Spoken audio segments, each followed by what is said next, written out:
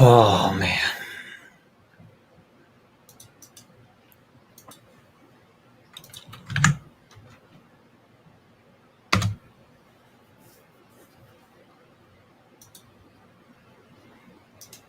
Let me make sure the link shows in the live chat.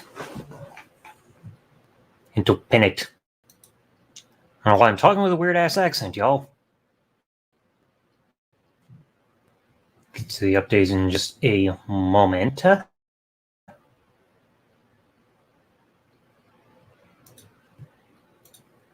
gotta make sure that I can actually show it.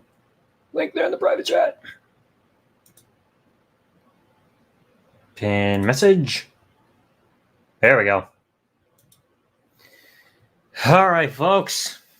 Good evening, everybody. As you can tell, I'm in a lot better mood than what I was on Thursday morning when I last streamed on here. And that's because yours truly tonight has got a gigantic update for y'all. First off, good evening, Jack, DG, Mark Henry versus Seth Rollins. Oh, God. Yo, what up, Cody?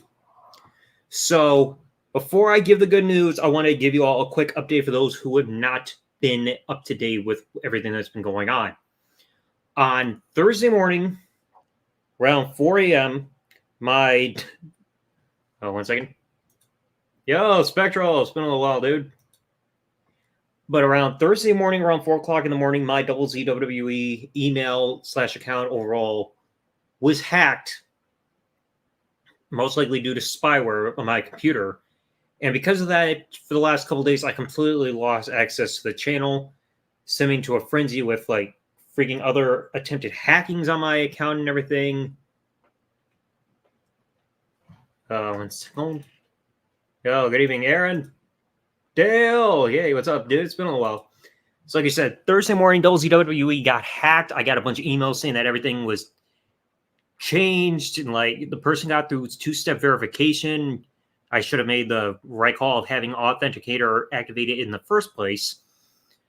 But since then, I've been constantly in talks with a gentleman on Instagram as well as on YouTube, contacting YouTube and everything to try to get this resolved because like I wasn't able to recover anything because the person changed all the information when they hacked into my account because they were using software to just bypass everything. So like they changed the password, new sign-in location, changed recovery phone number, email, reactivated two-step verification on their own. So they turned it off on my end and then reactivated their own with backup codes and everything. So we finally got that whole mess went down. I almost got hacked on a couple other things. After having to run 4 pieces of software on my computer, I finally found what the problem was. It was spyware on my computer this whole time because Avast, which is my primary antivirus software, found nothing. Windows Defender, nothing. Malwarebytes, found nothing. But then I used one software that I've been using for years called Housecall. All one word, and it's pretty much used by run by Trend Microvirus. They found spyware in a hidden file in a hidden folder on my hard drive because like there's a temp folder you can get on your main hard drive that is only visible if you change your certain settings. So there was spyware actually hidden there that only this software could detect. Then after finally going back and forth with YouTube with emails, with contacting support with my information and the emails I needed, within the last hour, yours truly got Double Z WWE back. Throughout the time, the hacker on 2 separate occasions uploaded Adobe Photoshop crack tutorials, which in reality, when you do that and you try running the software without your antivirus on, like they try saying the video description that for those kind of videos, in reality, it's going to infect your computer with spyware, and that's how they get to you. So that's what the hacker was trying to do with those 2 videos. Those videos were taken down by YouTube. They said spam, scam, deceptive practices. So I technically have a warning on my Double Z WWE channel. Thankfully, no strikes, but there is a warning there because of what the hacker did. But thankfully, I got in because YouTube gave me the right URL that I needed to recover the account, reactivated my recovery information, 2-step, backup codes of my own. The freaking Authenticator app is connected there. Like, I've had to change so many things in the meantime. And even when looking through some of the history of the account, I found 3 personal bits of information, which I'm not going to, 2 of the 3 I'm not going to leak. But I found some information about the guy that hacked my account, including his phone number that he put in for the recovery phone number, the email address that he put in for the recovery email address, and I found the location of where he lives. It's in Makiivka, something like that, Makiivka. So I think that's in Russia. In fact, let me look at myself. I did not even look up the name. Oh, wait, no, oh, no, that's the Ukraine, isn't it? At least according to what it says. Yeah, I think it says it's a location in the Ukraine. So, person in the Ukraine had control over my account. All of a sudden, since Thursday morning, the public assault, damn right. Mark Scan Enforcement? No, it was not Mark Scan Enforcement at all. Was not them. Like I said, it was because my computer had spyware on it. Thankfully, I removed it from the computer. That's how the person got my information. They were able to bypass through like 2-step verification, everything, and reset everything. But it's like, finally, I got to give a big thank you to YouTube themselves, because they've been constant back and forth contact with me. They gave me I gave them the information they requested. Hey, Fernando. So I gave them the information they requested. They gave me the proper link that I needed to fully reset everything. I logged back in, got my information reset, and everything should be good to go. Thank goodness. I even made a post on ZWE through the community tab announcing that I got the channel back. Hopefully everything's okay. I'm still trying to make sure I'm still keeping an eye in contact on all of my accounts for alerts through notifications and emails in case there's an alert saying that something else has happened, and in case I got to reset any more passwords, which I've also done on all my Gmail accounts, and like I said, with Authenticator. Finally, thank you to YouTube for helping, because like on Friday morning, early Friday morning after midnight, like for that shift at work, I was a complete mess. Like when Thursday hit around after I got the hacking, after doing that live stream, I was shaken to the point where I could not sleep all day.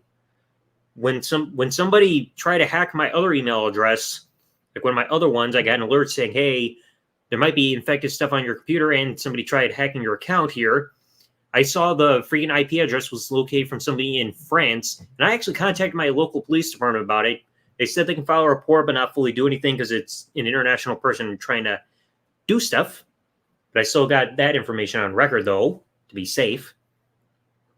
And then at least 1 or 2 other occasions, somebody tried accessing my Facebook account, one of them being with an IP address located in New York. So I had to reset my password more than once through Facebook and a bunch through everything else, like PayPal, Amazon, all that stuff. But it seems like everything should be okay, hopefully. Like I said, I've had to keep changing like freaking login information and everything as a safety precaution. And thankfully to House Call. And I will type the name of the software in the chat. If you all ever need a piece of software, and I swear this is not a paid promotion, this is just a personal recommendation, look that up exactly how it's typed, because it's owned by Trend Microvirus. That was the software that helped me find the spyware on my computer, because I've been through spyware/malware before. In fact, if you guys have ever been on my Zuno Goes Man channel, I've had videos that were documenting when my debit card information got stolen years ago. That was how my debit card information got stolen. That piece of software itself helped me find the fishy like files on my computer that were causing my information to be stolen. And this software helped me again. Like I said, Avast did not find anything. Windows Defender and Malwarebytes, all 3 of those did not do anything, but House Call found it. House Call found the file that was infecting my computer and how this person and other attempted hackers most likely tried to get into my information. Like I said, with ZWE, the only thing I think I've seen that's quote-unquote damage that the hacker did was he was trying to upload, well, he did technically upload to the exact same video about how to get a cracked version of Adobe Photoshop, which when you follow the steps and everything, it can lead to spyware being on your computer if you fall for it by turning off your antivirus software and running the software itself and everything. So that I got a warning because of those 2 videos, because YouTube took those down because the hacker posted them saying spam, scam, deceptive practices. But thankfully, everything should be under control again. I am just freaking relieved because I know some of my other social media got some fishy information. Like I know my Instagram had a couple weird posts, one in the story and one through posts, including one post of mine that got deleted, but I think was able to reinstate. But they're making a couple posts through a story and main account posts saying that, hey, you can get crypto. And they're following a bunch of accounts on my behalf and freaking liking a bunch of posts. Thankfully, I got those reversed.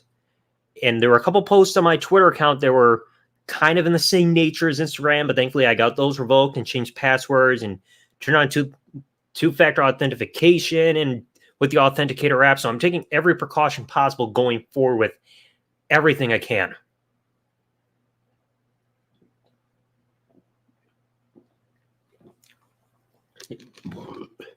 But it's like when I say I was shaken up after all this, I'm not kidding. It's like I got physically ill during my shift from Thursday morning or Thursday night to Friday morning because I had to talk to my boss about this stuff because I showed him everything. Showed him the emails, the freaking IP address of the guy that was trying to hack one of my other email addresses, the other emails about all the stuff that was going on. He let me go home right away. So thank you to my boss for that. And then right after I finished talking to him, the anxiety kicked in so hard of everything that had been going on that I ran to the bathroom and got sick. The only time in my life where anxiety got so bad that I got physically ill. So that just shows you to the degree of how crazy things got. From Facebook, Twitter. Yeah, it's most likely because people have their devices hacked and everything. Like, I know it wasn't something with my phone or anything. Otherwise, the person probably could have gotten into like my Venmo and Cash App and Snapchat and all that. But thankfully, I got those locked down too to be safe. Yo, MRQR, thank you, man. Thank you. Let's see. The YT Steeler thing, I don't think so. If you could explain that, Spectral, please do, because I've never heard of that. But it's just like, I'm so relieved. Because this whole thing, like I said, it's been a headache. Because like, I was, no joke, throughout all of Friday, I was completely bedridden. Because the anxiety was kicking in so hard that I had no appetite. I just laid in bed, trying to sleep. And because like, I barely slept the day before, so I really needed the rest. But it's just like, I was legitimately bedridden from like 4 a.m.-ish on Friday morning, a few hours after I got home, through the rest of that day up until like early this morning, like maybe 7, 8 a.m. So I was in bed because I just did not want to get out. I had no energy. I was not eating. And I'm still kind of a bit shaken up right now because I think the good vibes / anxiety, like the positive vibes have kicked in that this whole thing has been resolved. And like I said, I got the information on the guy involving his phone number, recovery email, and his location. Like I said, he's in the Ukraine. That, like, for the information of this guy who hacked me in the first place. So, like I said, the only thing I'll say is this guy is located in Makivka, Makiivka. That's the stuff about the guy. And it looks like he didn't change the name information, like the first last name on the account. He just changed the recovery information, all that stuff. And now I'm trying to jump back and forth with what I see in Discord.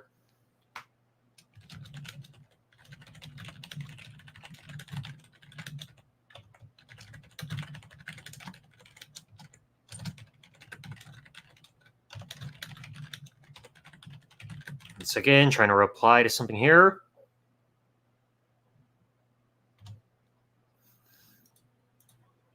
Okay, I don't need email updates every day from anti-work on Reddit, golly. But I am just relieved. This stuff has finally been worked on. Let's see. Where the Seals YouTube channel's authentication cookies and hacks them? No. Like I said, I most likely got, like, I remember I clicked a link in a video trying to get another copy of After Effects because I mentioned in the last stream on Thursday morning that I've got a big video planned for like down the road. It's going to be involving the clone and everything. So I wanted to download another copy of After Effects just to get those a couple of things done. And that's most likely how I got the spyware on my computer doing so. And then that's how this person hacked my information and got through my email address, bypassing everything. Thankfully, other things were attempted to get hacked into, but I was able to reverse things because, like I said, ZWE got completely hijacked. My main email address, like Gmail, almost got taken into by a guy in France. Facebook almost got taken into once or twice. Like one of the occasions it said was an IP address from somebody in New York. Somebody tried changing my email address to my Rockstar Social Club account. And at least a couple other things, but I'm keeping everything on record. I'm got like updated passwords all typed out on a document on my computer, as well as the IP addresses of people that try to hack me, backup codes for like two-step authentication, stuff like that.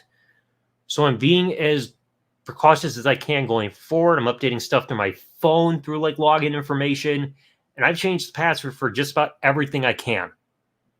Like I said, like Amazon, PayPal, Instagram, Facebook, Twitter, everything. It's just like I said, the last few days have just been absolutely crazy because it's like this has never happened before. Like I know some people, when they heard the story, they were thinking, "Oh, Marscan Enforcement must have gone to you," but I know for a fact it was not them. If they had gotten the channel completely taken down due to DMCA takedowns, I would have said so because I would be the first one to jump up saying, "Oh, Marscan Enforcement did it," but I know for a fact it was not them. This person is located in the Ukraine, and that's not where Marscan Enforcement is. Marscan Enforcement is located over in India. And I have rarely ever heard... I've had some people eventually come along saying that Marscan Enforcement got to them, but it was not for WWE content. It was other kind of content. But I've not heard from them going after WWE channels over the last little while. Some of the dark web. That sounds like that wannabe YouTube friends type of scam that happened, like that's been covered by The Right Opinion here on YouTube a while back. Because I've seen some posts like in screenshots on social media, people getting their accounts stolen and sold like on the dark web. But I know this was not the case. The person just wanted my account and everything. And the big thing though that was frustrating me about this was like right before this, like with my WCWE channel, the email I have added there, I have linked to a new Google AdSense account. And no, this Google AdSense is not for WCWE itself because I cannot make money on that channel. I want to make that perfectly clear because so many people keep getting that misconception. Us channels that upload WWE content like that, we cannot monetize those videos at all. Content ID immediately detects that it's WWE's content. So WWE is immediately making ad revenue off those videos themselves. I cannot. So I cannot monetize that channel, make any profits off any of those videos at all. But I made a Google AdSense account through that email address because I mentioned this website before, Vidly, Vidlii. It's a website where you can upload videos, and in a way, it's almost like it has that old school YouTube design. And I'm a partner on there finally with my content on there. And shortly after I finally got my Google AdSense account linked to my channel on that website through that email address, and I think I mostly got that approved, all of a sudden, boom, the proverbial shit hits the fan. So thankfully I'm able to recover all this. But it's just like I have been needing this, like, I've been needing something positive after just days of freaking anxiety. Because it's like I had to go through so many measures. Even when my Facebook almost like attempted to get hacked into by somebody in New York, and somebody tried hacking my email address, my main email address, not the WCWE one, but my other main one through France. I actually filed 2 internet crime complaints through the FBI, because when you go to their website, you can file like complaints for anybody trying to commit internet crimes like hacking everything. And I did so, when I included the IP addresses on those 2 separate reports, one for the email attempt to hacking, one for Facebook, with the IP addresses of whoever tried to get into my account.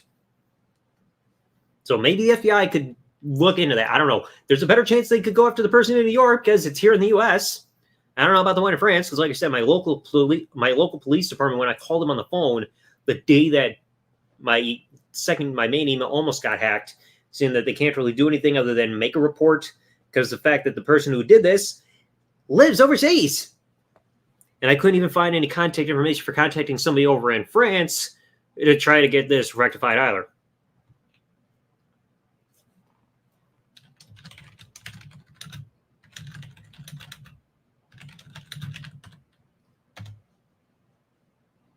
But it's just like, this has been an absolute roller coaster. Now, going forward, I do not know how active I will be uploading again on WCWE, because if you guys saw the video that I posted yesterday, some people thought, oh, he's back and he's got control. I did not have regain control of the channel, like in terms of full ownership again, until just within the last hour. The video that got posted, the Tag Team Battle Royal that's on the channel now, that was a scheduled upload, as well as I think like one or two other videos in the future, because I had a couple scheduled uploads set on the channel before I got hacked.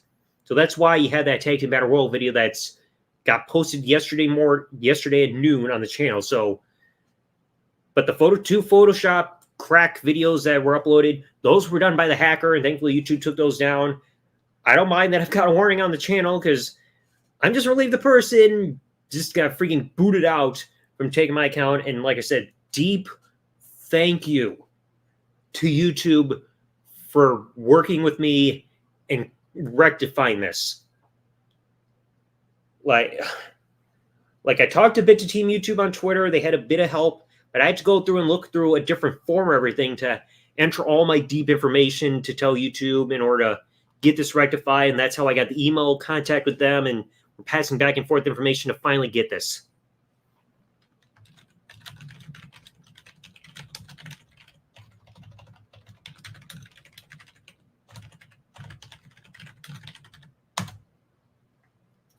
But it's just like, I am so thrilled that I found that House Call software years ago, because it has saved my butt when it comes to finding this information that I've been needing.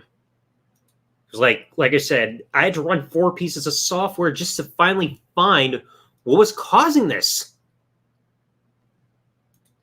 Okay, what is Swastify even talking about on Discord? What in the world? Well, I don't even know what website you're freaking showcasing for live streaming. What in the world, Swastify? 1 second, folks.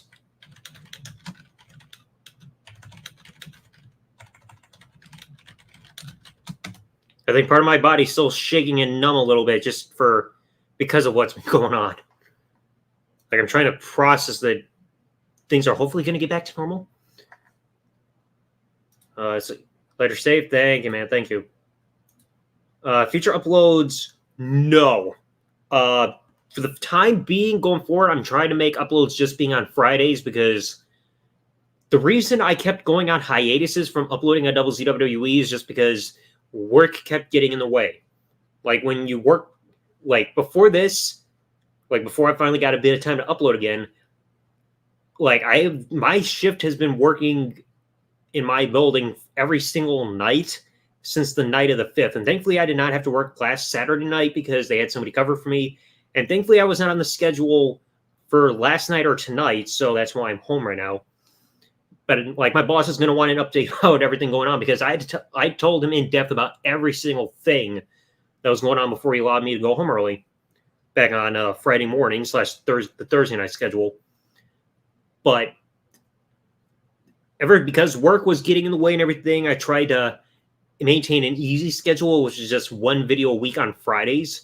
That was easier to maintain. So that's going to be the schedule going forward. Maybe I'll upload also on Mondays, but right now, just expect videos on Fridays, like at noon when I can. Because that's like an easier schedule for me to go through, because I can't do that grind of 2 videos a day every single day like I used to do, because that involves a lot of time sitting here rendering videos and going through content to try to see what I can and can't post, because that was easier to do when I had more free time and when I had the Daily Motion channel for WCWE. But people know I got rid of that channel because videos were being taken down by WWE. And it was easier for me to do when I had Daily Motion, because if I had videos get blocked on YouTube, I had somewhere else to immediately post it, but it's not a case anymore. So that's why I'm trying not to go overboard and trying to keep a consistent schedule, because I can't, like I said, I don't have the time to dedicate to working on videos all the time anymore because of work. Because work is always going to play a factor in my free time, because third shift, working every day, it's always going to play a role in everything. Great thing, yes, and thank you, Spectral, thank you. Yo, Lorenzo, my brother. But it's just like I'm going to try to have like one upload a week. In fact, let me check how many more videos I got after this most recent video. I think I got one more. Oh, 2 more videos so far. So I got another video set for WCWE next Friday on the 29th, which is a tag team match, Brothers of Destruction versus Edge and Christian.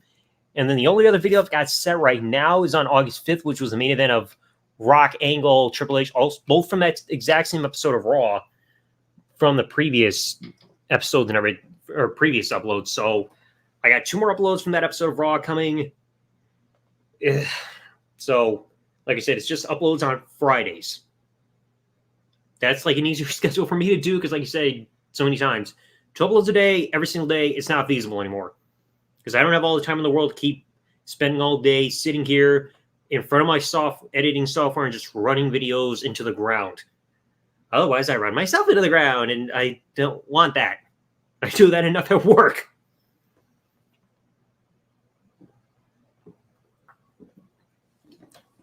And the last thing I need right now is to be running to the ground, because I'm on the ground floor and I need to get driven into the basement. Oh, excuse me. Wow.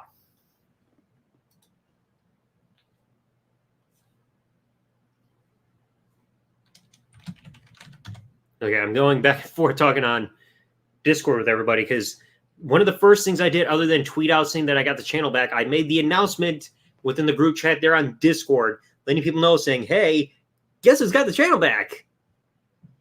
Because like at 8:15, so within the last hour, I made immediately post in the group chat of my Discord saying, folks, I think I got the fucking account back. Some people were like, yes, because I know Oscar said yes, Giovanni said yes, Lost Fight said yes. They're like, get on that grind. But it's like, I can't get on a grind again because work, like I said, plays a factor in everything.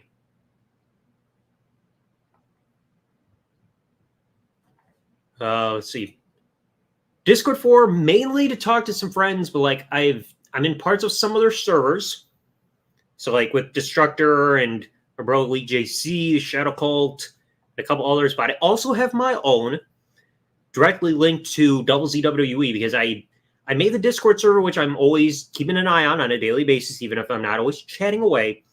But it's more like a hangout spot for everybody within my community to come and talk wrestling. They can share videos, promote their content, because I have a specific channel set for that, so people can promote their videos if they wish. They can share music if they want. I've got a specific place for my own announcements. They can make requests for videos if they wish. But that's like, I've had my own Discord server there since, what was the sub count? I can't remember what the sub count was, but I know I've had this Discord server since a certain milestone. It's like been over a year. But that's mainly like for a group thing. So where my audience can get together, we can talk wrestling and have a good time and everything like that. So it's just more of a community type of place. Because like, I love having that Discord server right there, because I love being able to interact with my audience, talk with everybody, and chat and hear them be enthusiastic about wrestling, everything. It is freaking awesome. I love it, love it, love it. You got Discord. I mean, bro, Lorenzo, if you want to join in fact, here, let me give you an invite link for anybody who wants to join the server, if they wish. Let me change, because I'm not letting this expire after no days. Okay.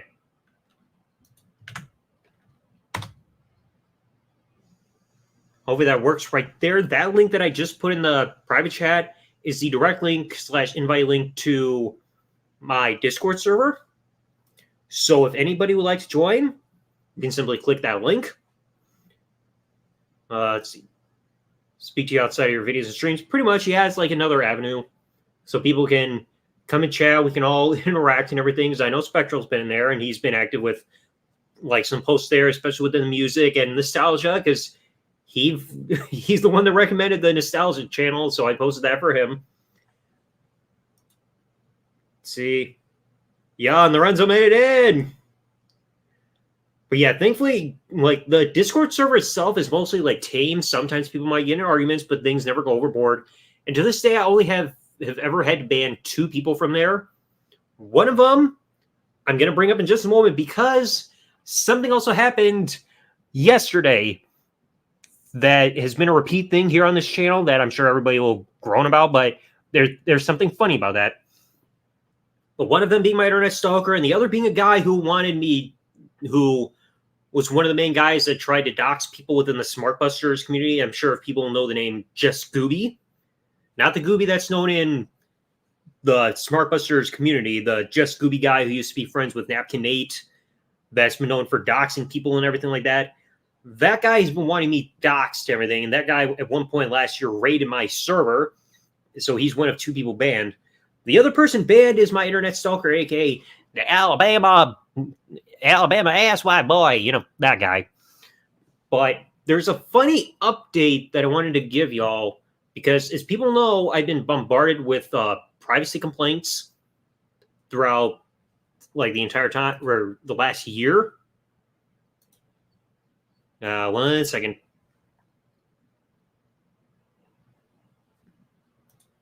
Okay, as I was saying, like I got an email yesterday through YouTube saying I had a privacy complaint once again filed on my channel. And normally when I get a privacy complaint, it's normally 2 videos that get hit. One of them being the video of Brian dropping the N-word multiple times. And the other one, 1 second.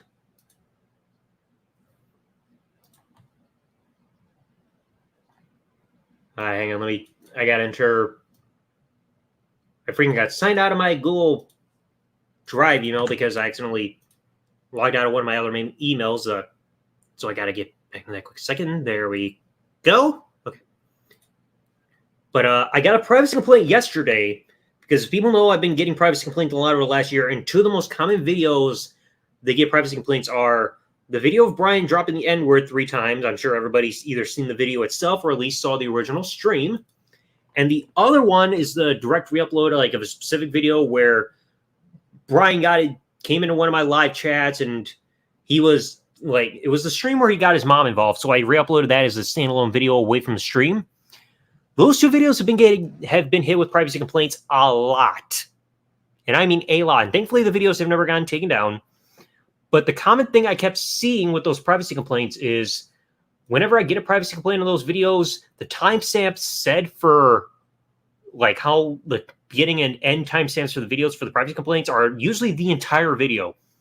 So like for the N-word video, it'd be from 1 second to 22 minutes, 27 seconds. And for the video involving his mom, where she got involved in the call, that's from like 1 second to 40 minutes. Now, I got an email yesterday. 1 second. Hey, what's up, Leon? Good evening. I'll update you a quick second, but let me finish my story a quick second. But normally when I get those privacy complaints, the N-word video gets hit for the full 22 minutes, 27 seconds, and the video involving Brian's mom gets usually hit for the full 40 minutes. I got a privacy complaint in my email yesterday saying a video got hit for the same time length as the N-word video. Then I checked the email on my computer, and it showed, usually if you check on your desktop through emails, when you get a privacy complaint, it'll show you like a preview of the exact video that got hit with a privacy complaint. The video that got hit with a privacy complaint was once again the video where Brian's mom got involved, but this time he put the wrong timestamp. So instead of saying the full 40 minutes of that 40-minute video where his mom got involved was a privacy complaint, instead he just copied and pasted the timestamps of the freaking N-word video. So instead of saying the full 40-minute video was a freaking privacy complaint, he said from 1 second to 22 minutes, 27 seconds. So He didn't even re-enter the exact same information that he did before. So yeah, rather weird. But yeah, that was like one weird ass thing. Like I had to share that on social media yesterday. But to give you an update as to what I'm discussing right now, Leon, I'm sure you probably saw maybe through Facebook or maybe Twitter. I'm not sure if you've seen my post, but I mentioned on Thursday that WZWE was pretty much no more because my email address got hacked Thursday morning. And some other things almost got hacked along the way, like one of my other email addresses, Facebook, and some other things to the point where even my Rockstar Social Club account almost got hacked. Like I've made contact with my local police on one occasion, internet crime, online complaints with the FBI. I've had to change my email, or not my emails, my passwords on so many things and activate the authenticator apps. But also in the meantime, I've been direct contact with YouTube because I had to find a specific form letting them know that my WZWE channel, which was the channel and the direct email and everything.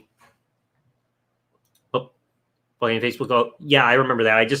I know you have me on Facebook. I just didn't know if you saw the post because I know not everybody sees everything I post, even though I don't post it often, but I just don't know who has or who has not seen my posts. So just what I mean by that. But all of a sudden, WCWE got hijacked, like the email itself, so I could not access the channel itself either. Well, I found a forum contacting YouTube, letting them know my account was hijacked, and I had to enter in a lot of information to let them know that, hey, I'm being for real. This is who I am. Here's my information and all that. So I gave them all my information, and for the past couple of days, I was back and forth with giving them my information, saying like what the email address was, my recovery email, any information I could find based on what the recovery account information says. And thankfully, they contacted me just within the last hour or two with a link to my original recovery email address. I clicked that link, rechanged my password, got back in the account, re-added my recovery stuff, reactivated two-step authentication with backup codes, and turned on the Authenticator app with the freaking email link to WZWE. So I've got WZWE back. After 48 hours of nothing but anxiety and shaking and not knowing if things were getting taken over and stolen from underneath me and passwords changed or emails changed and constantly talking back and forth with YouTube and just scanning my computer to see what was going on, I finally got the email back under my control.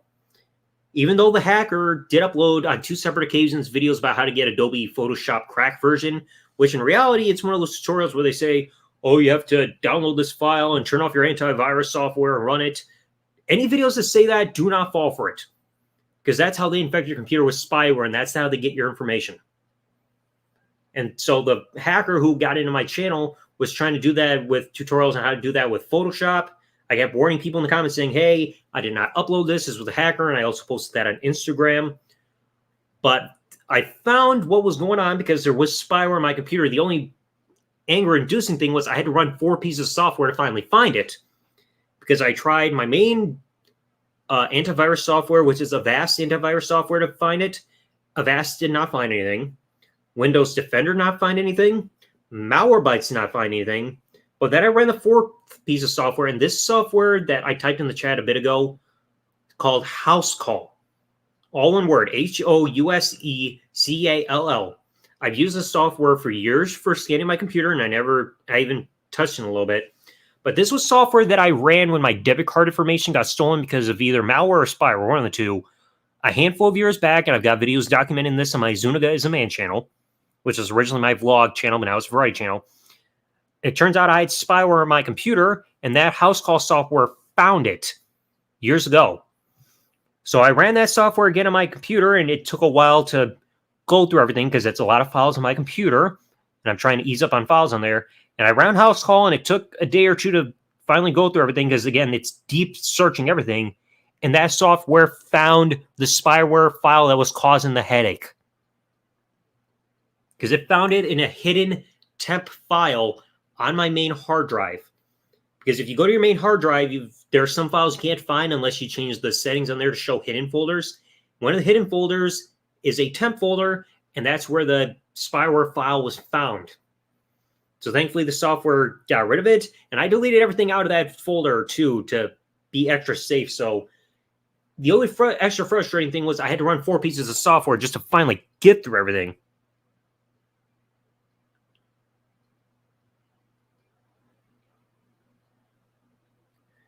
One second, I'm talking to somebody on Instagram. Quick moment.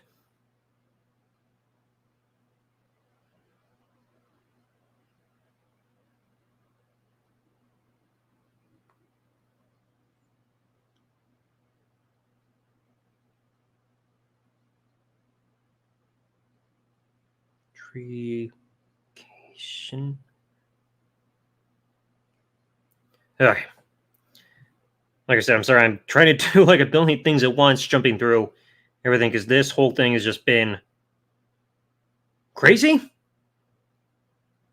Because this whole thing kept screwing up my appetite and sleep and all that stuff to the point where I got physically ill at work after talking to my boss.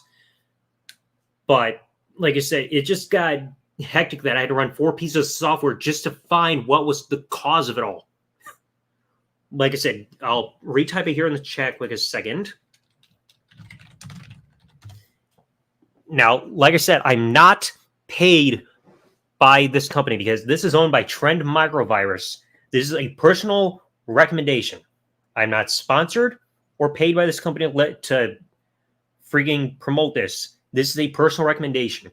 If you all want anything that could detect any deep, like, harmful files on your computer, like spyware or anything like that, look that up on Google and download Housecall. That was the software that found me the harmful stuff that got my information stolen years ago, and they found the spyware that was infecting my computer just recently. So that was a software that found stuff that neither Avast Antivirus, Windows Defender, or Malwarebytes could find themselves.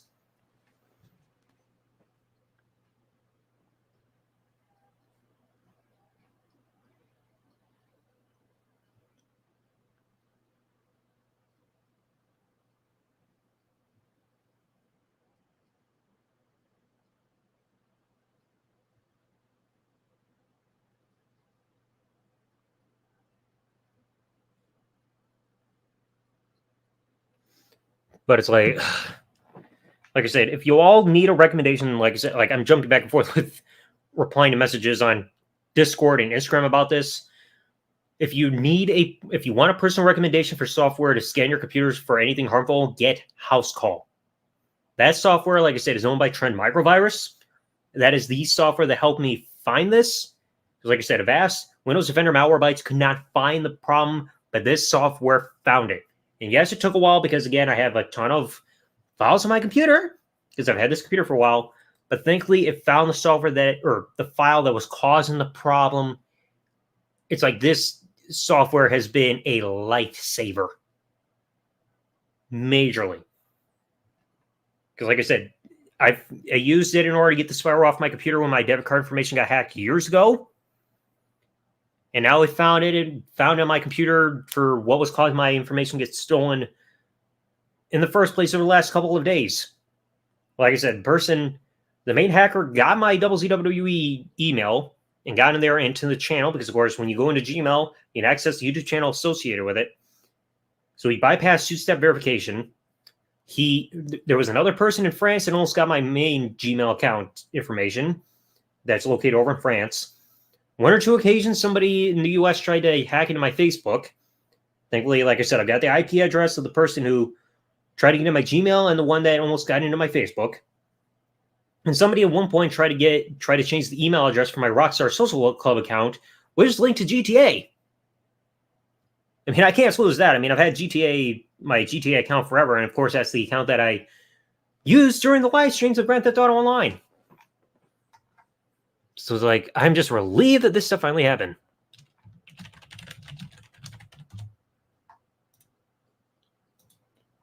Excuse me, wow. But I know stuff was going on. Like something had to have had impact in my accounts because, like I said, with Twitter and Instagram, a couple weird posts about crypto was being made through a couple of tweets on my Twitter account, and as well as one story and one regular post on Instagram, to the point where I knew something was going on. Because with Instagram, I was also following like a couple extra 100 people on there before I changed my password and reactivated like a full two-step authentication. And I was liking a bunch of posts that I never liked or seen before. So I could tell something was going on through my computer, because sometimes I'll access Instagram through my PC if I want to post something that I don't have, like a photo that I don't have saved on my computer, or sorry, to my phone. Let's see who else is joining the server. Oh, Leon also made it into the Discord. Awesome. But it's like I was even amidst all this, I was going to make an announcement through Discord saying that even despite all the hacking, I was still going to keep the Discord server up no matter what, because I'm glad to have that Discord up for where I can interact with my viewers. We can all chat about wrestling. People can promote their content if they want through one of the channels, talk wrestling, share music or stuff that's nostalgic to them, so on and so forth. So it's like an easier way to like gather everybody together and like communicate like as a community, because I know I could keep making community posts and everything, but I like having another location just where everybody can just get together and talk. So I'm glad I've had that server for over a year. And like I said, thankfully things don't get rambunctious in there, even though, like I said, I've only had to ban 2 people. One of them being a guy that wanted to dox me, and the other one being a certain redneck stalker boy that entered in there after I kicked him out of my life last year. So, like I said, I'm trying to calm down a little bit, because, like I said, all this just kept affecting my appetite to the point where I could barely sleep. I could barely enjoy myself or anything.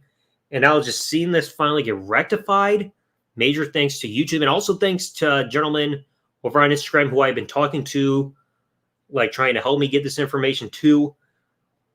Finally, I can rest a little bit more easily, because I've been needing my rest. I mean, I would say I've been needing beauty sleep, but then I'd be sleeping until I'm freaking dead. See, that should show you that I'm starting to feel like myself again, folks, if I can do self-deprecating humor right there. But finally, it seems like things are getting back to normal. Like I said, I'm taking every precaution. I'm changing any passwords for any accounts that I've got, and as well as activating any authenticator apps to any accounts that I can to be as safe as possible. Checking logging information, and I always recommend that to people from now on. Make sure your accounts are as safe as possible. If you've got like Android or iPhone or something like that, get that Google Authenticator app, because that's going to be like one of your best methods of like security there outside of regular 2-step verification.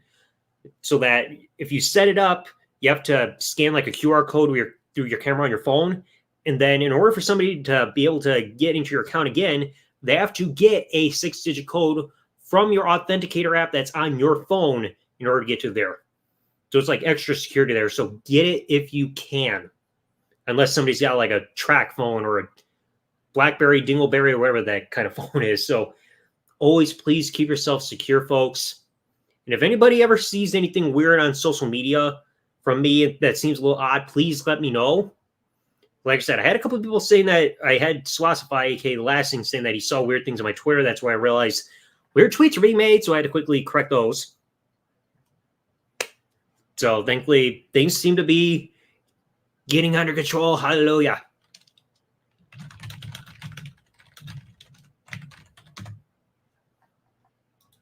Oh, and I almost forgot, Lorenzo, if you're listening to this, I want to tell you something funny. That video that I shared with you within the last week, like that lost video that I found from 2012, I actually shared that with Pablo yesterday, who, if people remember the Wrestling Superfans channel, I'm referring to P-Man. I shared that video with him yesterday. He had a great laugh seeing that video, because he hadn't seen that video that I shared with you in like 10 years. So I was able to have like good talk with Pablo just recently. So he was glad to see that video again that we had not seen since a previous channel we had preceding Wrestling Superfans.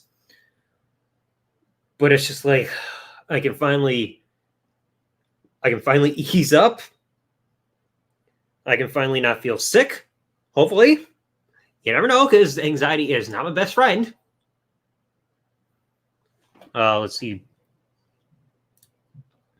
Back in 2013. It was either 2012 or 2013, because I know you, myself, and Pablo were on that channel before Wrestling Superfans. It was one of those 2 years. It might have been 2013, because I know it had I know we had that channel together after I created my original DWZ TV channel because that's how Pablo found me. Because I know it was not when I had Zuniga as the man, the original one that I had up until 2012. So maybe that was 2013. 1 second. Yo, Fernando. On the how do you know it wasn't me? The display name, the avatar, Well, my voice. you used that name in other streams before, and I've seen that photo because you showed it for your profile like during one of Chase's last live streams before. Oh yeah, the John Cena 20-year autograph that they were selling at the venue. Yeah, because you also showed it like live on stream at one point through your camera. Oh yeah, true that. Yeah. And also that Cactus Jack Funko Pop as well. And now I finally got a hard protector case, because I don't want to get dusty or like don't want the box that has the Funko Pop like get ruined in any manner. Yeah. Yeah, I couldn't find in my I think local. I've got some of those for my autograph ones. I couldn't find any those hard protector kits, like the plastic ones at my local mall. Like there weren't any available, and I asked him when was the last time you had something like from a few weeks to a few months. Like, jeez, I might have come on Amazon. I mean, it's probably like seeing how popular Funkos are. People are probably quick to get those protective cases to the point where they're low on inventory because everybody collects them. Everybody's being careful with their collection, so of course people are they're gonna be high demand. And there goes thunder in the background. What the hell? Why is it? Why is it gonna have bad weather where you live in Michigan? Yeah, a storm is suddenly coming. I try to talk, and then all of a sudden thunder goes off. Thanks, Mother Nature. Like where I am right now, like it's about to get dark. Well, because like barely, because like let's see, my time is 8:45. Hold on. No, it's 8:40. Yeah, around 8:50 Central Time, and it's about to get dark. About to. Yeah, because you're an hour behind me. Yeah. Oh, caramba. Caramba. And oh yeah, but because you brought something about something that happened 10 years ago. Like I know it wasn't like it's not about Resident Superfan, but you know what? Something did happen 10 years ago today. Oh, you mean I think I know what you're about to reference Raw's 1000th anniversary or 1000th episode. Yes, 1000th anniversary. I remember that too well because I remember when I had my last DWZ TV channel, the very first video I did was a live stream recording back when YouTube used to allow you to do that through their service themselves. The very first video I did was a live recording of my review of that right after the show ended. Raw 1000. Remember, very memorable, but at the same time, the beginning of something so like like the beginning of the constant 3-hour format that's kind of gotten overdone at this point to the point where Raw's becomes tiresome to sit through. Yeah, like on the like 3 hours. That's fine for special occasion. That's fine, but weekly, no. Well, I mean that's a USA call. Like whatever WWE does with Raw and everything, they have to comply with what USA wants, and unfortunately, USA wants it. So that's why we've been having it for the last like 10 years. Like you said, it only works if it's a special occasion Raw, like a draft or like a huge reunion show or something. But like every week, it becomes too much of a chore to sit through. That's why I can't even sit through, even if I'm finding a episode through XWT, I can't even sit through the entire show without skipping forward because 3 hours of one show every week is too much. Mm-hmm. Yeah, it's like watching 2 back-to-back movies. It's like I can't focus on that. I don't know. Like what? Like would you prefer watching Spider-Man No Way Home? Speaking of that, I have the Blu-ray, but yet I haven't watched it. Because like I got movies that I could watch, but it's just like I don't have the attention span or anything. Just sit down and say, "Here's the DVD, put it in, sit here and watch it and focus." Because I don't know if it's my ADHD or whatever, just flows around to the point where I can't focus sitting here for hours on end just watching one thing unless it's a movie I've already seen before. Do that. Like I got movies that I still want to see that I got over here, like Meet the Fockers. I kind of want to rewatch. I now pronounce you Chuck and Larry. I want to see American Pie, but it's just like I think I'm probably coming a bit lazy to the point where I just don't want to sit here and be like, DVD, pop in, watch it. Mm-hmm. Like you put it like on your like like what do you use usually like whenever when you want to watch a DVD or Blu-ray, like do you use like your Xbox One S or no, 'cause No, I wouldn't say I actually watch it on my computer because I've got a USB powered disk drive, and like I've got that connected to my gaming PC, so I can either put it on there or here on this computer, like my main PC, the one that had the spyware, unfortunately. So I could just hook it up there and put the DVD there, and then just watch it right there. Because I don't like to watch stuff through my consoles in case I also want to game a little bit. mm, let's see. Oh wait, like does like you have like the big PC, right? The one that you can insert like a disc, like a DVD, Blu-ray, CD, or whatever. Yeah, that's why I've got the USB powered disk drive in case I ever want to watch DVDs, or even if I've got some like old school like computer games that are only CD based or anything. So like games I can't get off Steam, if I want to put the physical CD in there, that's what that whole thing is going to be for. Very curious how those like PC disc games still work today. Because I don't own I don't own like that big PC that you're referring to. So like I can't comment on that to be honest. Nor haven't done that in my lifetime. But you know what? We were surprised that happened in our lifetime. The Well, announcement of Vince McMahon announcing his retirement. well, I'll get to that in just a quick second, but I wanted to say like I know people will scoff at like physical media, but at least it's more like it's easier to preserve compared to like online media because like let's say video game preservation. It's easier to Okay. preserve a video game if you've got like a physical copy there instead of just relying on downloads because like a store for like a specific console is not going to be up forever. Like you see with the 3DS or the Wii U, like you're not going to be able to download those games forever. But if you've got the physical copy there, there's nothing that Nintendo could do like with their system to stop you from being able to play that game because you've got that copy right there in your hands. It's like a big benefit of physical media itself. Like it can't go away.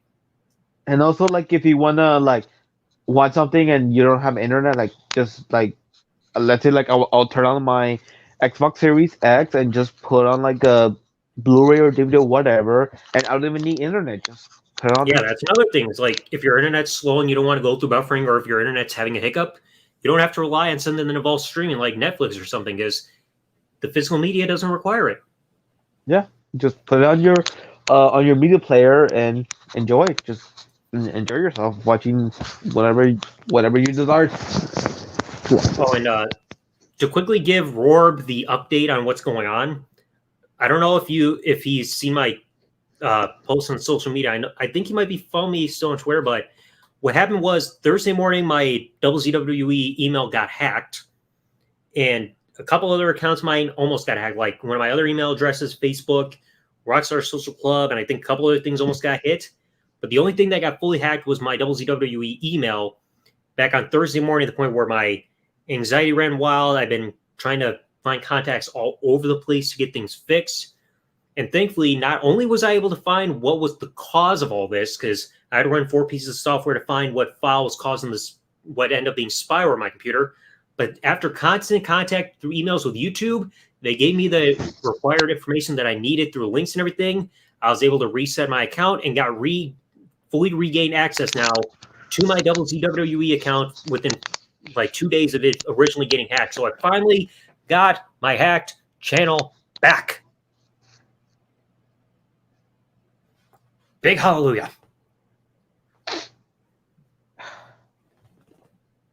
Because I've been needing good news after the last freaking few days. It's just driven me crazy to the point where it's affecting my appetite and ability to sleep. And like I said, at one point I got physically ill at work because my anxiety was running so high that I ran to the bathroom, and then people didn't tell what happened from there. I don't have to rightly say because it's nasty. But thankfully, everything is hopefully fixed. I've been having to reapply like Google Authenticator on so many things and change passwords and everything to be safe. Like I said, it's just aggravating that I had to run 4 pieces of software to find the direct file that was causing this in the first place, because my original antivirus software did not find anything. Windows Defender, which is built into Windows, did not find anything. Malwarebytes didn't, but I had to use Housecall, which is owned by Trend Microvirus, to find this file that was causing this to begin with. So finally, things are rectified. Oh yeah, they are. But now that finally, hopefully, that's the whole up to date thing. So I see Big Fan is also bringing this up. It's finally time to talk about Vince's retirement. Now, I know he tweeted out yesterday. I'm keeping the screenshot on my phone because it's a historic thing. I think this blew everybody away because we know Vince has been going through the whole thing with his scandals and everything with hush money, and he's paid more for pussy than he did for WCW. Yeah, that's actually true because how much did he bought WCW? 3 million. How much did he pay for hush money? 12, over 12 million. That's four times the amount he paid the hush money compared to WCW. It's like Uh, it's surprisingly true. I get it. People have urges and everything, but it's like Vince, you're married for God's sake. If you want to do stuff with other people, don't be married. hmm And Like I think like Chris Jericho's right. It's not illegal, but it's still morally wrong. Like I'm somebody who takes a stance saying that there's no justification for cheating, but Vince should know better because it's like there's no excuse for the stuff that he did. oh wait, like who posted that? Gerald Briscoe? Or What? did you mention Gerald Briscoe? Oh, Like, you mean the tweet that he sent out about people being happy about Vince retiring and everything? no, I was actually about to address that. I was gonna say like who said like about that is not illegal but morally wrong? Like who tweeted that? Yeah, it was Chris Jericho that said that. Oh, okay. But yeah, Gerald Briscoe. Yeah, about he calling out like the IWC the what happened to Vic Bellator like Yeah, uh calling everybody like marks and jabronis. It's like you obviously can't blame like Briscoe for being upset with people celebrating because like Briscoe's been close to Vince McMahon for what, like 40 years or something like that. He was an on-screen character as one of the Stooges. Like he had a long tenure and close relationship with Vince to the point where himself and a lot of people still that are either in the company or were with them still have a great connection and deal of respect for Vince. So you can't really fully blame them for having an emotional response, but it was a little bit overboard on Briscoe's part for how he addressed the fans. mm, like I'm like personally like I'm neutral on the situation like on one end because like on one end like there were some questionable booking decisions especially like I think like since I would say like some booking decisions that became really irksome to the fan base. I would say like I would say the remember that got my like I would say ever since like the establishment of part timers. That's when like the fan base like want to retire or like oh well let me specify more full emphasis more focus on the part timers instead of the full time talent. You get me? Yeah. I think that's when it started the fan parts of the fan base started because like eventually retire because like you can't have these part time wrestlers because one they're getting older and the current time that you have well they're not getting younger either. And it's You get me? like, I can understand people not getting invested in the full time guys because they don't look the part as the big time guys, like somebody like with Roman or Brock. But one thing I will say, just the one thing I'll say in defense of today's roster is that not everybody can be built and have the physique of somebody like Roman Reigns or Brock Lesnar or Hogan or anything. Like you will have guys of different looks and everything over the years. Like Bret Hart still became a main event guy and everything and a big attraction despite not having the look of somebody like Savage or Warrior or Hogan and everything. Like you're going to have people that will eventually excel and probably have try to be accepted by the fans despite not looking the buffest or anything compared to other big guys in the past. Because like I said, not everybody can look the same. hmm And another point is but that talent is not that interesting well, because that was by the other they don't want the talent to um have more recognition than the WWE brand. I think I can kind of understand that. Yeah, because like Steve Austin, The Rock, John Cena, they're more established than the WWE brand. You know what I mean that like a WWE fan doesn't know WWE, but they could tell like who John Cena is, The Rock or Steve Austin. Yeah, you understand what I'm saying? Yeah, because like I think maybe WWE is a little bit worried about that because then the person might step away, like in case they ever need somebody like the Rock or Cena, they may worry that they're like, hey, we need this guy, but he's not available, and they get into a panic to try to fill a spot. Like maybe if they're worried about ratings or anything. They need somebody to pop a rating. It's like, oh, let's get Cena. Oh, Cena's busy. Damn it. It's like maybe that's where their worry is. Like their star is going to skyrocket so high that they become unavailable to the point where they can't bring somebody in that they want in order to help with the company to try to spice things up for like a ratings pop or something like that. And another like subtopic regarding that is about that some talent can use that as leverage. Like if if you want me to like continue wrestling for WWE and not do outside projects, I would say they could use that. Well, WWE, like we heard from CM Punk before, that WWE does have their own way of like putting their foot down on whether or not people can do like outside things. Like Punk had some opportunities like to walk somebody to the, I think either to the octagon or somebody in a boxing match, and he said for like an outside venture when he's WWE champion, WWE wouldn't let him. Same thing with like taking an autograph signing at some kind of convention. They took it away from the wrestle in Mexico for opportunity to wear like change his look and sponsored everything. Like WWE has that control to say yes or no, but then they also have the opportunity to take an opportunity and give it to somebody else. But they have the final say whether or not somebody can do something outside of WWE because they have that control, even though they're supposed to be independent contractors. But WWE is always vague on that because they want control over everything. Yeah, and yeah, regarding like about the about how much control the the one business has over a agent, if I'm using the correct terms to make like okay, like so like for example, like they control the wrestlers, like what they can do cannot do. Under that classification, that would have been considered an employee. And then like Yeah, but kind of like when the whole Twitch and the Twitch stuff started going along, people started to write about that because it's like, hey, this is something they're doing on their own time, but yet WWE was starting to crack down on it. And I've heard mixed reviews on why they did it. One instance saying because of what AJ Styles said about Paul Heyman after Luke Gallows and Carl Anderson got removed, but other reports saying it's because that some of them are using their WWE names and they don't want talent like profiting off their WWE names for outside ventures without like their approval, and some people are actually still doing that regardless.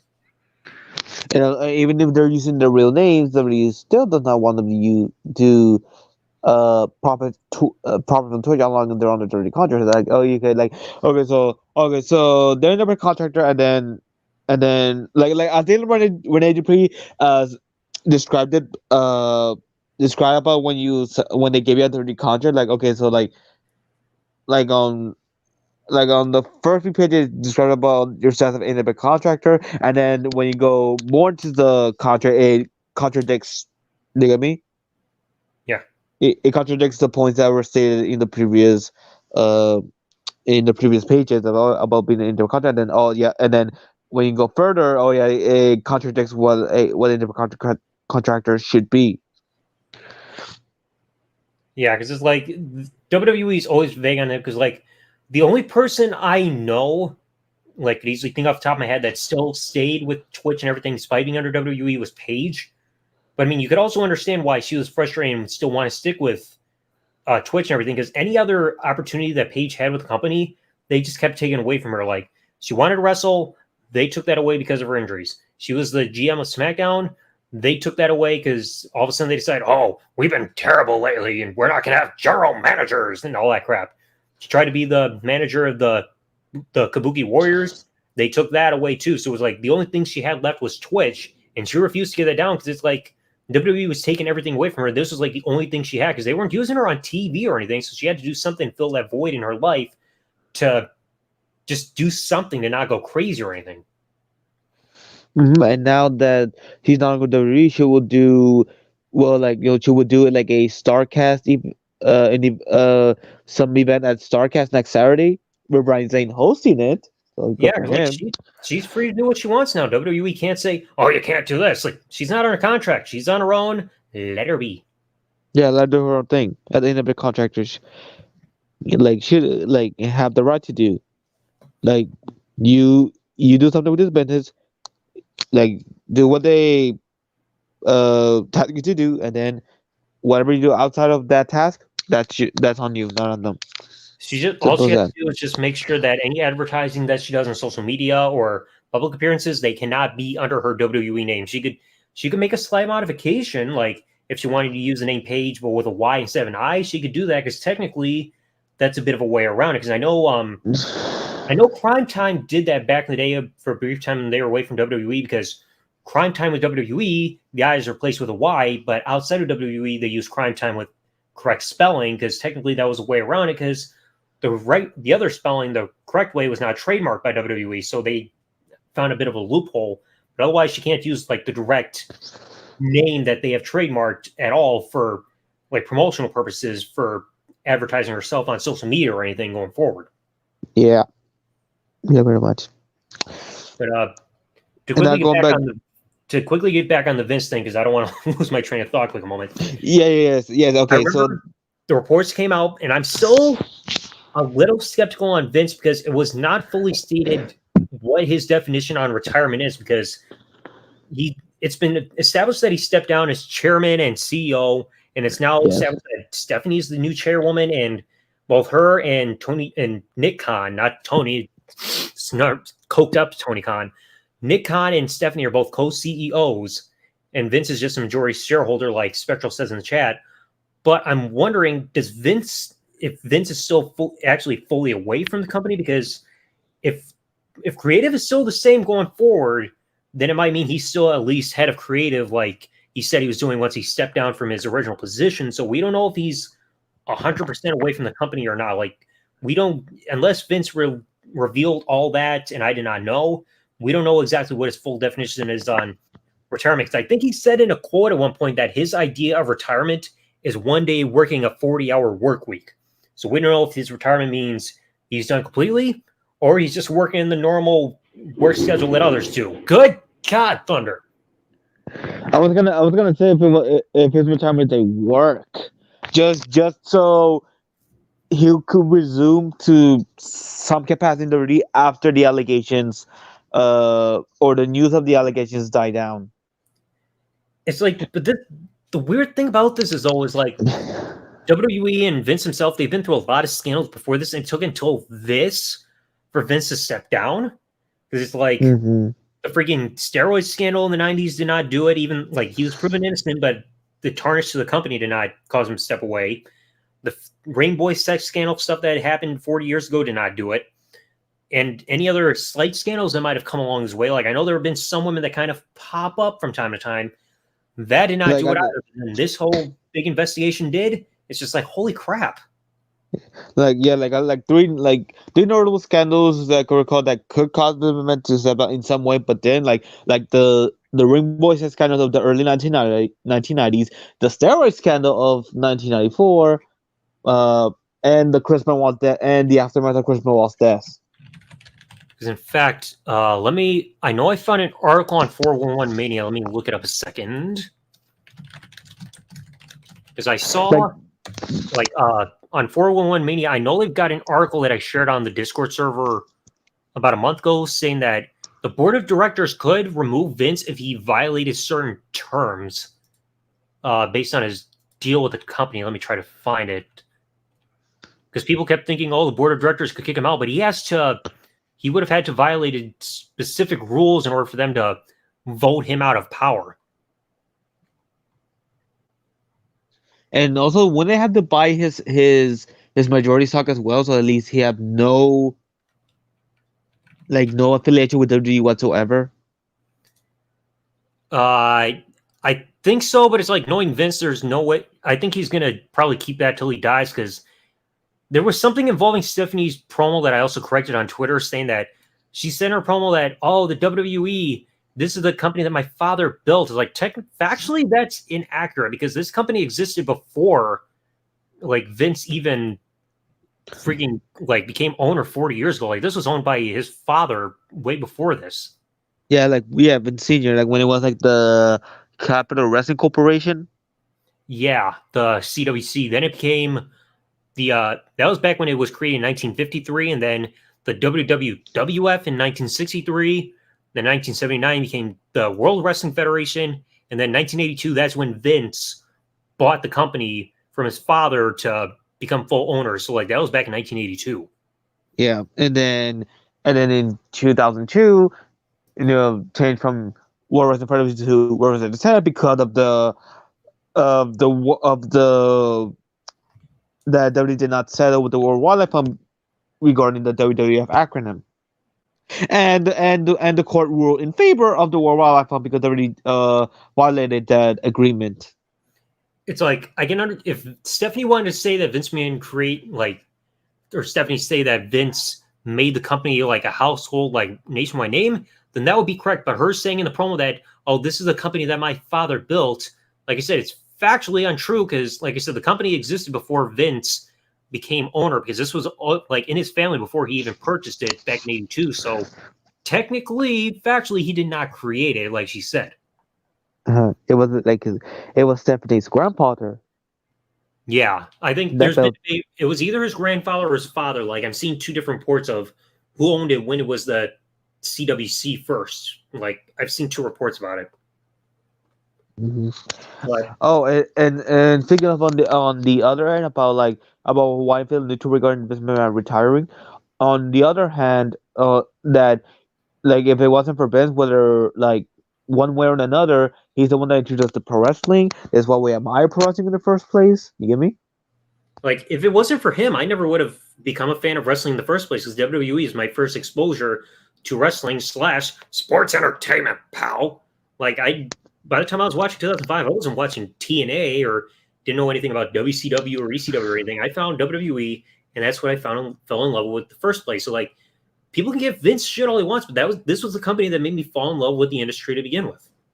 Yeah, same here. That like me, like 5 years old after Christmas Chian 3, I just walk by to my cousin's bedroom and I see my youngest cousin and like my three oldest cousins playing WWE SmackDown Kick Out the Man on the PSU. I was like, that's how I got that's how I got exposed to WWE through SmackDown Kick Out the Pain. Then you move the clock to 3 years later on July 31st, Gen 6. I just walked back to my cousin's bedroom again, but this time he had Monday Night Raw on TV, and the first match that I ever saw was Trish Stratus and Candice Michelle versus Mickey James and Victoria, with Victoria as a special referee, and that's how I became my favorite because I always thought pro wrestling only existed in video games. I didn't know it was also like live action as well. And that's how I got hooked ever since. But to quickly bring up an article that I just mentioned a bit ago, I just found it because I shared it on Discord from 411 Mania. The article says report outlines conditions Vince McMahon could be fired, and this was before he retired. But there was something in his contract listing that with the few stipulations that if Vince violated any one of these four orders, the board of directors could have completely removed him from power. Those are if the executive's theft or embezzlement or attempted theft or embezzlement of money or property of the company or its affiliates. So if Vince embezzled or stole money involving the company itself or anything involving it, they could have technically fired him. But technically, he did not do that. He did not steal money. The money that he gave was like part of like settlements or something like that. So technically, he did not break that rule. Second one says the executive's intentional perpetration or attempted perpetration of fraud or participation in fraud or attempted fraud on the company or its affiliates. So if he had committed any kind of fraud or even tried to, they could remove him from power. But of course, this wasn't the case with what happened with the hush money stuff. Number three, the executive's willful and intentional material misconduct in performance of his duties or gross negligence of his duties, other than due to executive disability, including an intentional failure to follow any applicable company policies or directives. So if he directly ignored and was negligent about the rules and just did whatever he wanted despite the company guidelines, if he specifically deliberately went against his own company rules, that would be a factor. But I don't know if there's anything about hush money being against the rules or anything like that. And the final one says the executive's conviction of or plea of guilty or nolo contendere to a misdemeanor involving moral turpitude or any felony, the executive's willful and intentional material breach of this kind of agreement, including a restrictive covenant set forth in Section 8. So if he was like convicted of some serious felony, or if he was pled guilty or was found guilty, then there would have also been a case where they could throw him out of freaking power. But he was never convicted of any big felony, like of anything that would have caused him to remove him, because he could have been found guilty of something and it would have been like a liability on the name of the company and they would have had to get rid of him. But that wasn't the case in this whole scandal either. Mm-hmm.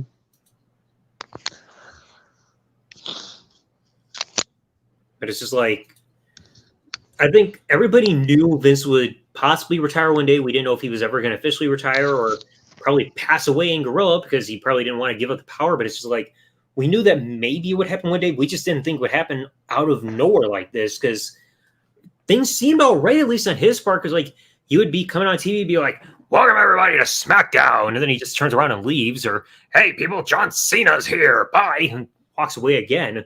Where it seemed like everything okay, and then all of a sudden this just flies straight in our faces. And the thing that you said, like if he's like retired, and like why I say it's a work, because like you posted on Twitter that if Kevin Dunn is unemployed, then that's when he's retired. Yes, exactly, because I don't know if people have ever seen this, but Kayfabe Commentaries with Sean Oliver did a video with Jim Cornette. It's called Timeline of WWE's like of 1997, where they were talking about stuff that happened that year. And Cornette actually talked about a encounter that he had with Kevin Dunn in a creative meeting.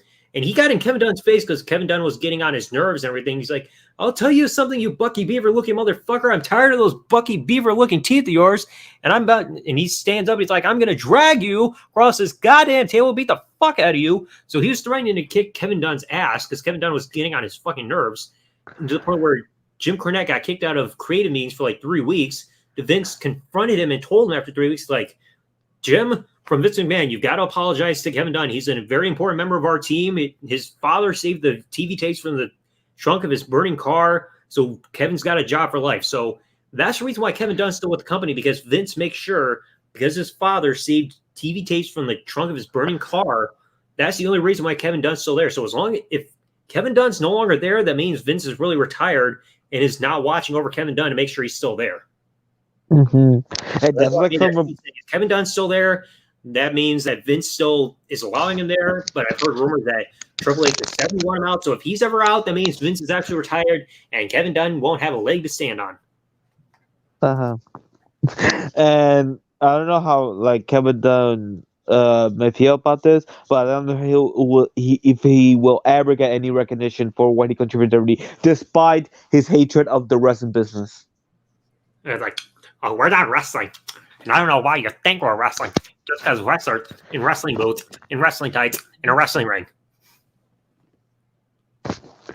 And it's pretty ironic that if you didn't want to be in the wrestling business, like, period, why is he still in the wrestling business? It's because the only reason he's there is because he's making a shitload of money. Because, like, it's a very profitable freaking business. And I answer what Spectral says. I think he's pretty much like a backstage producer, like with handling the camera work. I think that's why we kept seeing all those nauseating moments where we keep seeing camera cuts over and over and over, just for like maybe like a 10-second moment within WWE. Is just like freaking camera cut here, there, here, there, here, there, to the point where everybody just freaking gets whiplash because they're going back and forth so much that it's making their heads spin. Well, yeah, because Kevin Dunn, his position is like executive producer of television production. So like he's the one in charge of how they're presented on TV, of what with the camera with the constant camera cuts, like go like back and forth, to the point that people get motion sickness, because like, can you just stick to one angle for a bit more than usual? It's like we don't need 1,000 camera cuts to set up one moment. Like I brought that up in my WrestleMania 36 review when they were doing like a corner superplex spot during the women's tag match on the first night of WrestleMania. There were like a ton of freaking camera cuts, like one angle to the next, to the next, to the next, within the course just of a few seconds, to the point where it was just nauseating. It's like, you don't need that many to get ready for set up a spot. Oh yeah. I discussed with someone aware that like he also familiar with WWE as we are. Like how was it like very familiar. Like we already he started watching since he was 3 in 2008, but he has an idea of the wrestling business before he started watching WWE. It's So just I talked to him about there's no like I commented on about Kevin Dunn and his constant camera cut. Like there's no need. Like it's one thing if you want to change camera cuts after a specific moment, but you would have to change the camera cuts as the moment is happening. There's no need for that. it's like, again, it's hard to focus when it's just like constant jump back and forth and back and forth just to get ready for one moment. It's just like you can still keep one camera shot for longer than just 1 second. Like if somebody's doing something out of the corner, you don't need to be like, okay, here's their face, here's them from a full front view, here's from the side, here's from the back, oh, back to the front view. It's like we don't need that kind of cuts every second. Mm-hmm. And that's why I'm really keeping um just keeping my mind on that. Like it will Kevin like well let me specify when will Kevin if Kevin like okay like when will Kevin Dunn be out of the or if because that's The only like way he'll be out, like I said, is if Vince is truly retired, does not have any kind of say so in the company. And if it's true that Stephanie and Triple H want him out, if he's out one day, then you know that means Vince is no longer there because he's the reason why Kevin Dunn still has a job in the first place. So if yeah. Vince does not have power and Kevin Dunn's there gone, then you know Vince is actually retired and Stephanie and Triple H threw him to the curb. Mm-hmm. Because I know Fightful also said recently that it's pretty much confirmed that John Laurinaitis, Mr. John Laurinaitis, is no longer with the company either. That's why Triple H took over the complete spot of Executive Vice President of Talent Relations. Mm-hmm. So now Triple H will be the one that giving the wrestler like, oh yeah, you're fired. Oh yeah, you're being let go.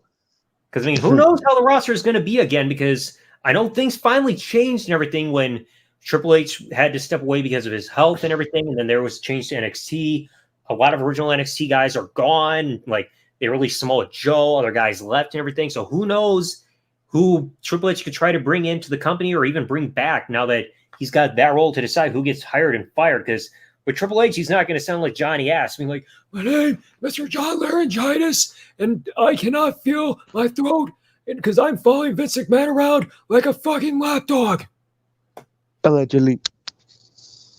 I mean, it was also weird to even see those reports because, like, people saying that Vince would get inappropriate with, like, an employee and then give the woman to John Laurinaitis, saying, like, almost like a chew toy. It's like, I thought Vince McMahon was against tag teams after all these years, but I guess not. And also, isn't John Laurinaitis married to the Bella Twins' mother? Yes. Oh my god. It's like, this is something I asked on social media. What is with people in the industry getting married and not staying faithful to who they married? Like, you barely hear any stories of wrestlers that have gotten married, whether it be to people in or out of the business, and still stay faithful. Like, I know AJ Styles has been faithful. I've never heard of Rey Mysterio cheating. Mick Foley was always faithful. Captain Lou Albano was always faithful.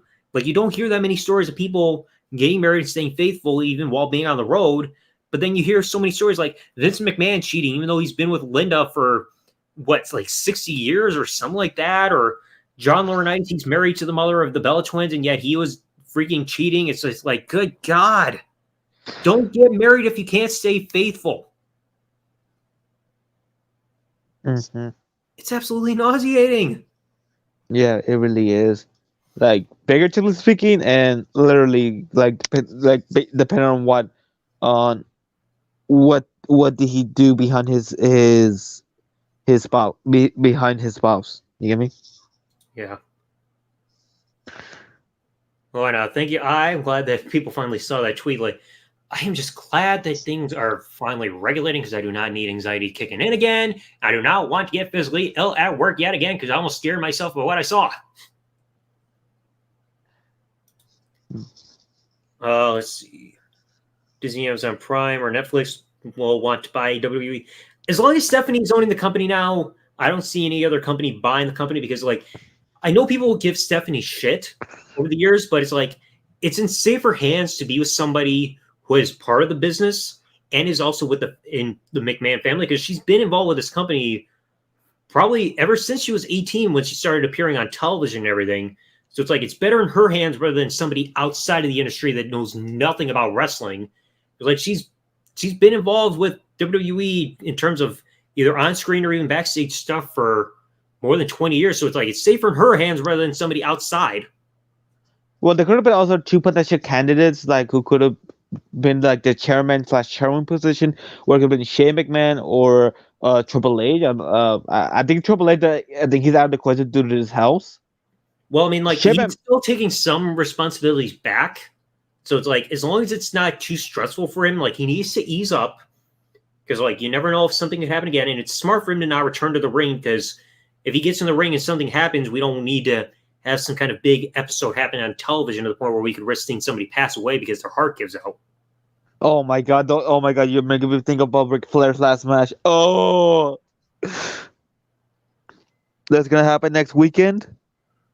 Oh, and even reminding me of that, people. Let me check the date. September 14th. I've got an episode of the podcast. September 14th. Talk about Ric Flair's WWE retirement. That's going to be one of my biggest episodes. People are going to want to see that when it comes up in a couple months. Yeah. Also, I'm very looking forward to the one with Shawn Michaels, Road to WrestleMania 26, right? Yeah, that's the week after, September 21st. Oh yeah. Those two were huge projects. In fact, the biggest one right now that I still got set is September 7th. That one is the big episode of the entire history of the big gold belt in WWE. That video itself is almost 38 minutes long because it was a lot of information I had to go over, stemming back like all the way back to the 80s and even when it came to the company in the freaking 90s. Oh wait, the big gold belt includes like when it was the WCW Heavyweight Championship and also when it became the WWE World Heavyweight Championship?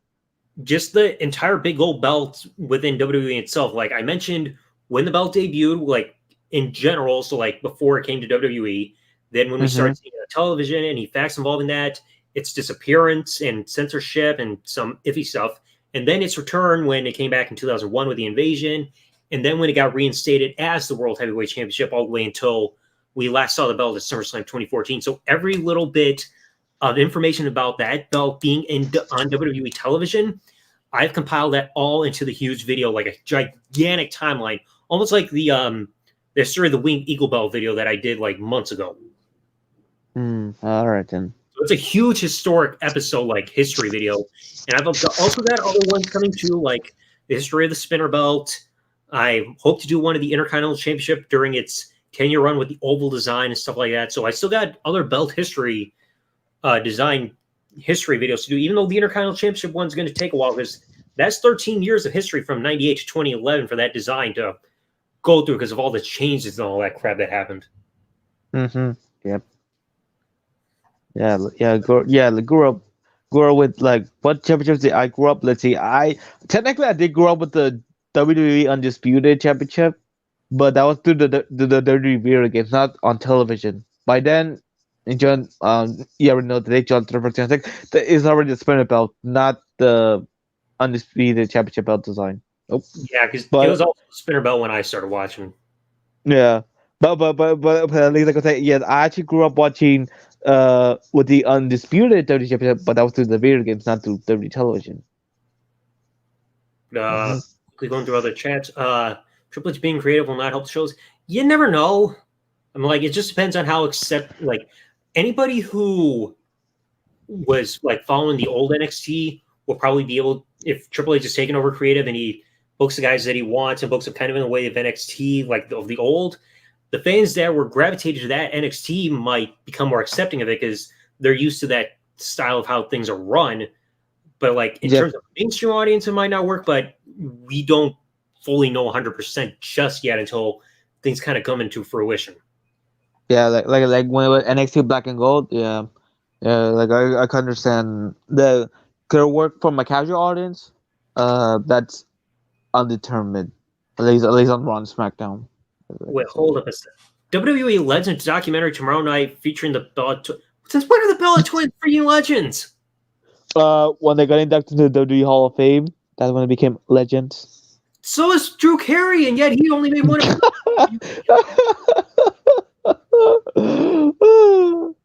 That's like when they say that freaking Eva Maria's a legend or freaking Alicia Fox is like, to be a legend, you have to do significant stuff to the point where people show you respect and everything in the industry. It's like, yeah, Nikki Bella had the longest reign of the Divas Championship in history because they just did that to erase AJ Lee's reign from history. But people rarely ever got behind the Bella twins. Mm-hmm. I would say the reason why the majority of the family was not behind the belt was because they were pushing them down their throats. It's like, you can look, but you can't touch. It's like, I don't want to look and I don't want to freaking touch. I don't want to get a freaking disease.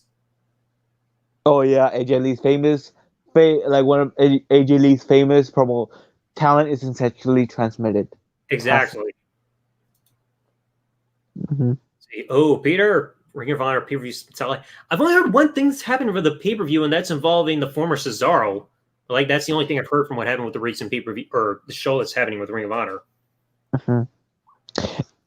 Oh, wait, did you like the second ever pay-per-view ran by Tony Khan he purchased Ring of Honor? Oh yeah. Is it? Or is it not? I think it's, at least to my knowledge, it's the second ever Ring of Honor pay-per-view ran by Tony Khan since he bought the promotion. It might be, I'm not sure. Like, I've never been a follower of Ring of Honor. I've seen some stuff, but I've never been like an active viewer of the company. Yeah, neither am I.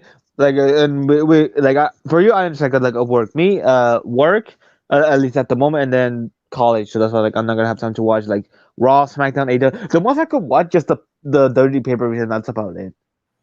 The rest, I can't keep up with it because I'm busy with other stuff. It's too much wrestling. Oh yeah, pretty much. Too much wrestling, not enough time, and I can't watch it because of the third shift. Otherwise, I have to freaking scour freaking XWT just to find these shows, just to rewatch them for myself. And last time I tried rewatching an episode of Raw, it was that, and all of a sudden, well, disconnected there all of a sudden. Yeah, like you were saying something, and I just stopped for a bit.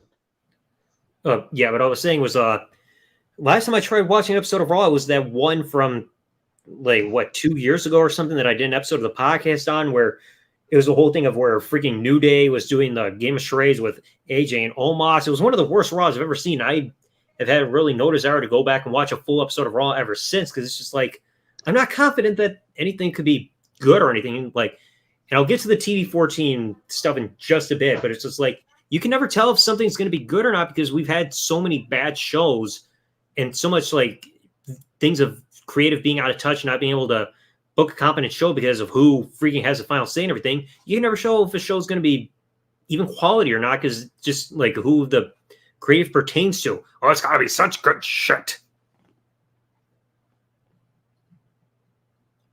But let's see. Thoughts on the documentaries, WWE Rivals, and Smack Talk shows? I have not seen any of those shows on A&E yet. I heard a little bit of what happened with them rewriting history a little bit with Brett and Sean on one of them, saying that, Brett's 20-year, his contract was coming up the end of 97. It's like, yeah, a 20-year deal suddenly comes up, and that's why you have, after a year, and that's why you had to take the belt off of him. Gag.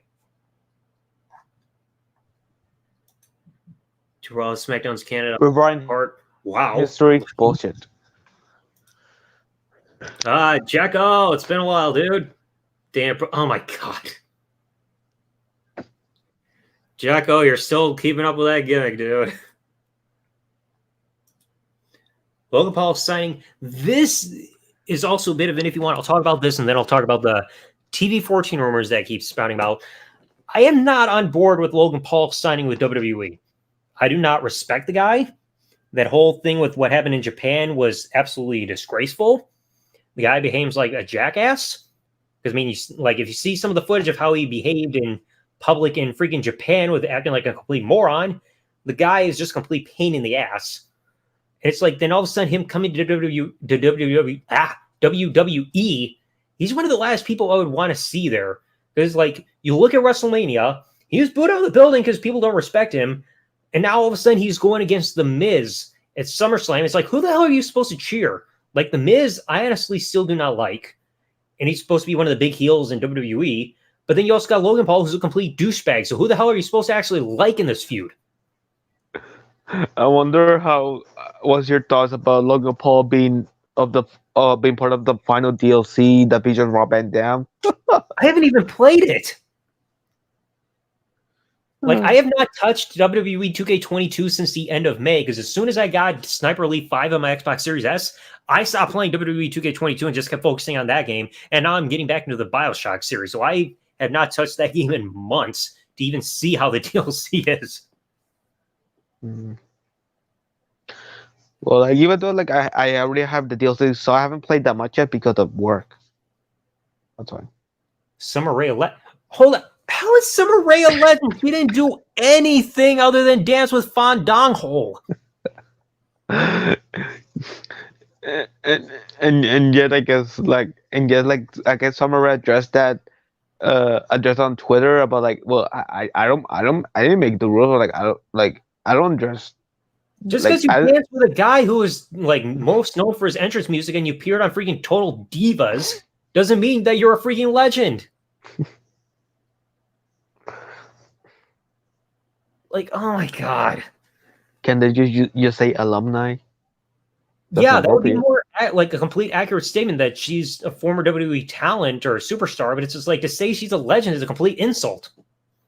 To actual legends, you Like, in know. order to be a legend, you have to have had significance within the industry and have made an impact. What impact did Summer Rae make in WWE? Not that very significant. Like let's say like RBD for example, huge impact on WWE and in wrestling as a whole. Like, RVD is a bigger, like, more of a legend and everything because of all his contributions to the industry. Like, he's been one hmm of the best, like, one of the most over guys in the industry. Money in the Bank holder, WWE, ECW, and ECW TV champion, Intercontinental, Hardcore, Final European champion, so on and so forth. The guy has built up a resume to be rightfully called a legend. What has Summer Rae done? And also RBD, I think that he just recently wrestled in Japan. I think. Like, Yeah, I like haven't followed anything RVD has done since he got into the Hall of Fame. But it's like he's done more than Summer Rae. Like, Summer Rae, the only thing she did were Dance with Fandango, Total Divas, and that whole terrible love triangle, rectangle, or parallelogram storyline with Rusev, Lana, and Dolph Ziggler a few years back. hmm That's all she did. You're not going to be a legend just because Rusev's like, here, other Lana, have a gigantic fish. That doesn't make you a legend just because you accept a fish from a gigantic guy. hmm Like I tell like example of other legends like the British Bulldog, a legend because like he contributed a lot to wrestling despite his personal demons. Well, yeah, like Bulldog's also a legend because it's like first ever and longest ever European champion, Intercontinental champion, had one of the greatest matches of all time at SummerSlam '92. He's part of like Slammy Award winner, part of the Hart Foundation faction when it was back, like hardcore champion. Like he made a name for himself as well. He became one of the most over guys. Like he's probably one of the most popular guys that ever came out of the UK whenever they do a show there, other than like William Regal. Like people actually give him respect and have fond memories of him. Oh yeah, well William Regal, he's a legend as well. Contribute a lot to the in and out of the ring. Papa, he's a man. Oh my god, it's kind of like laughable, like why, but it's just kind of a bit heartbreaking because like that was during a dark time in William Regal's life. Yeah, you could tell based on some of his promos that he was on stuff and needed help. Yeah. The next episode, W. Oh, good God, Checo. Lol. Oh my God, dude. But now to get to this TV 14 rumors, because I kept saying I'm gonna say this till the day I die. Anytime you hear any rumors in wrestling, take them with a grain of salt until you see the proof right there in front of you. Until you see Raw or SmackDown open up with a TV 14 logo in the corner of the TV upon the intro of the broadcast, do not buy that it's turning TV 14 until you see it right there. We've seen so many times where something is rumored and it ends up being completely false. So it's one of those to believe it type of things. The only time that it became TV 14 was just a one time thing on SmackDown of last year, and that's it. We just a one time thing just because, but I think nothing, that was just more of nothing like official. An error there because what exactly was TV 14 about that episode? Guess what's in this box? A Funko Dildo? Pop. Well, you should know, Double Z. You make these things. Yeah, Oh, that that's a expects where the latest transaction came from. Yeah. You're wasting look money at- on a woman's sex toy. What? Oh, Yeah, you're wasting money on a women's sex toy, dude. let's find out. Or are you using it on yourself? No, I got to make sure you're doing your damn job. I'm an expert at crafting that shit. Well, I mean, you're pretty good at making small penises, from what I heard, because apparently you're well aware of how those work. Not from personal experience. That's not what I've heard. My exes can confirm that I'm not small. Well, I know you They probably. see it themselves. Oh, wait. New side play. Oh, snap. It's a beauty right here. Take a look. Dude. Official Nice. Drew McIntyre. These are these are a beauty. Good God, man. Those are freaking sick. They're, Mhm. I'm gonna make some videos with every side plates. I'm gonna make small videos of them around the waist. Nice. So, I got a new key earlier, so for my mailbox, because I lost the key to the mailbox, so I had so much stuff like in the like packages and letters and everything. So I'm just unboxing all this stuff right now. So, but these right here, these are actually from I talked to a friend on Belt. I'm on a Facebook group when they sell belts. The guy needed money, so I offered him like $50 for them. So he said sure. He was Pretty selling good a deal. bunch of stuff. So, and he works for a company, so the shipping didn't cost much at all for him. So I like him. So Vince McMahon bought a Nintendo Switch for an upgrade. Now he is officially retired. Oh my God, Jacko! so, but Jacko, you son of a bitch. I'll make a video of these around the waist on the Universal belt probably this week with all my side plates. I have a bunch. Yeah, you should show off that collection of the side plates that you got, just like other than just your belts too. Yeah, of course. Matter of fact, yeah, I'll show each one in comparison. Like I've done one video with the Brock Lesnar plates look around the waist in the daylight, so I'll do it with the others as well. I think I also got the Bobby Lashley side plates in one of these packages. So let me check. Oh, you mean Black Lesnar? Yep, exactly. Very much. Is that Fernando? Yep. Okay. Hell so- yeah. Okay. Hell yeah. I thought you were more enraged. I didn't know you were so delightful today. Well, I'm delightful for two reasons. One, well, let's see. After next Friday, I'll have a few weeks off before I go back to college on my final semester before I get my bachelor's. And also Double Z, he got access to his Double Z WWE channel back after that jabroni hacker decided to change all his information so he wouldn't get access to it. Oh, okay. Yeah. Yeah, I told Chase that just a bit ago, like before I even did a live stream. Like I told him through Facebook saying, finally got it back. So yeah, and I was worried it might take a little bit longer than expected because I mean with this hacking stuff, it's crazy. I was thinking of like the whole. Remember when Logan Paul's dad got hacked and those leaked sex tapes came out? Yeah, I heard about that. So, But it's like in my case, it was because of spyware on my computer that got my Double ZWE email stolen, and then there was cases where I almost got hacked, like my Rockstar Social Club account email almost got fully changed. Somebody from France tried to get in my Gmail account for my main Gmail account. Somebody in freaking New York tried to get into my Facebook, and I think one other person in my state tried to as well. And I just had to keep changing passwords and putting the Authenticator app everywhere. Oh, dude. Tyrant Dragon? yep, I got some more letters and stuff. Some are bank and other stuff, but I ordered some cards as well. So Dude, seeing those cards is just going to get people depressed because of the passing of the creator of the franchise. yeah, I mean I want to give tribute to him. So try to put this in a sleeve. So it's a beauty. See, now that Vince McMahon is retired, will his protege be fired? No, they're not going to fire Theory. At first I thought he was referring. I think he was referring to Kevin Dunn, his protege. Kevin Dunn will probably be the next on the chopping block if somebody within the company is going to go, because it's like I said, there's rumors that Triple H and Stephanie hate him, and Vince is the only reason why Kevin Dunn's got a job in the first place. True that. Like why Triple H hates Kevin Dunn? Here's the rumor, because of how NXT wrestlers were treated once they got promoted to the main roster. It's just like, we're not wrestling. It's like freaking, I don't know why, but Kevin Dunn looks like Jerry Seinfeld with buck teeth. That's true.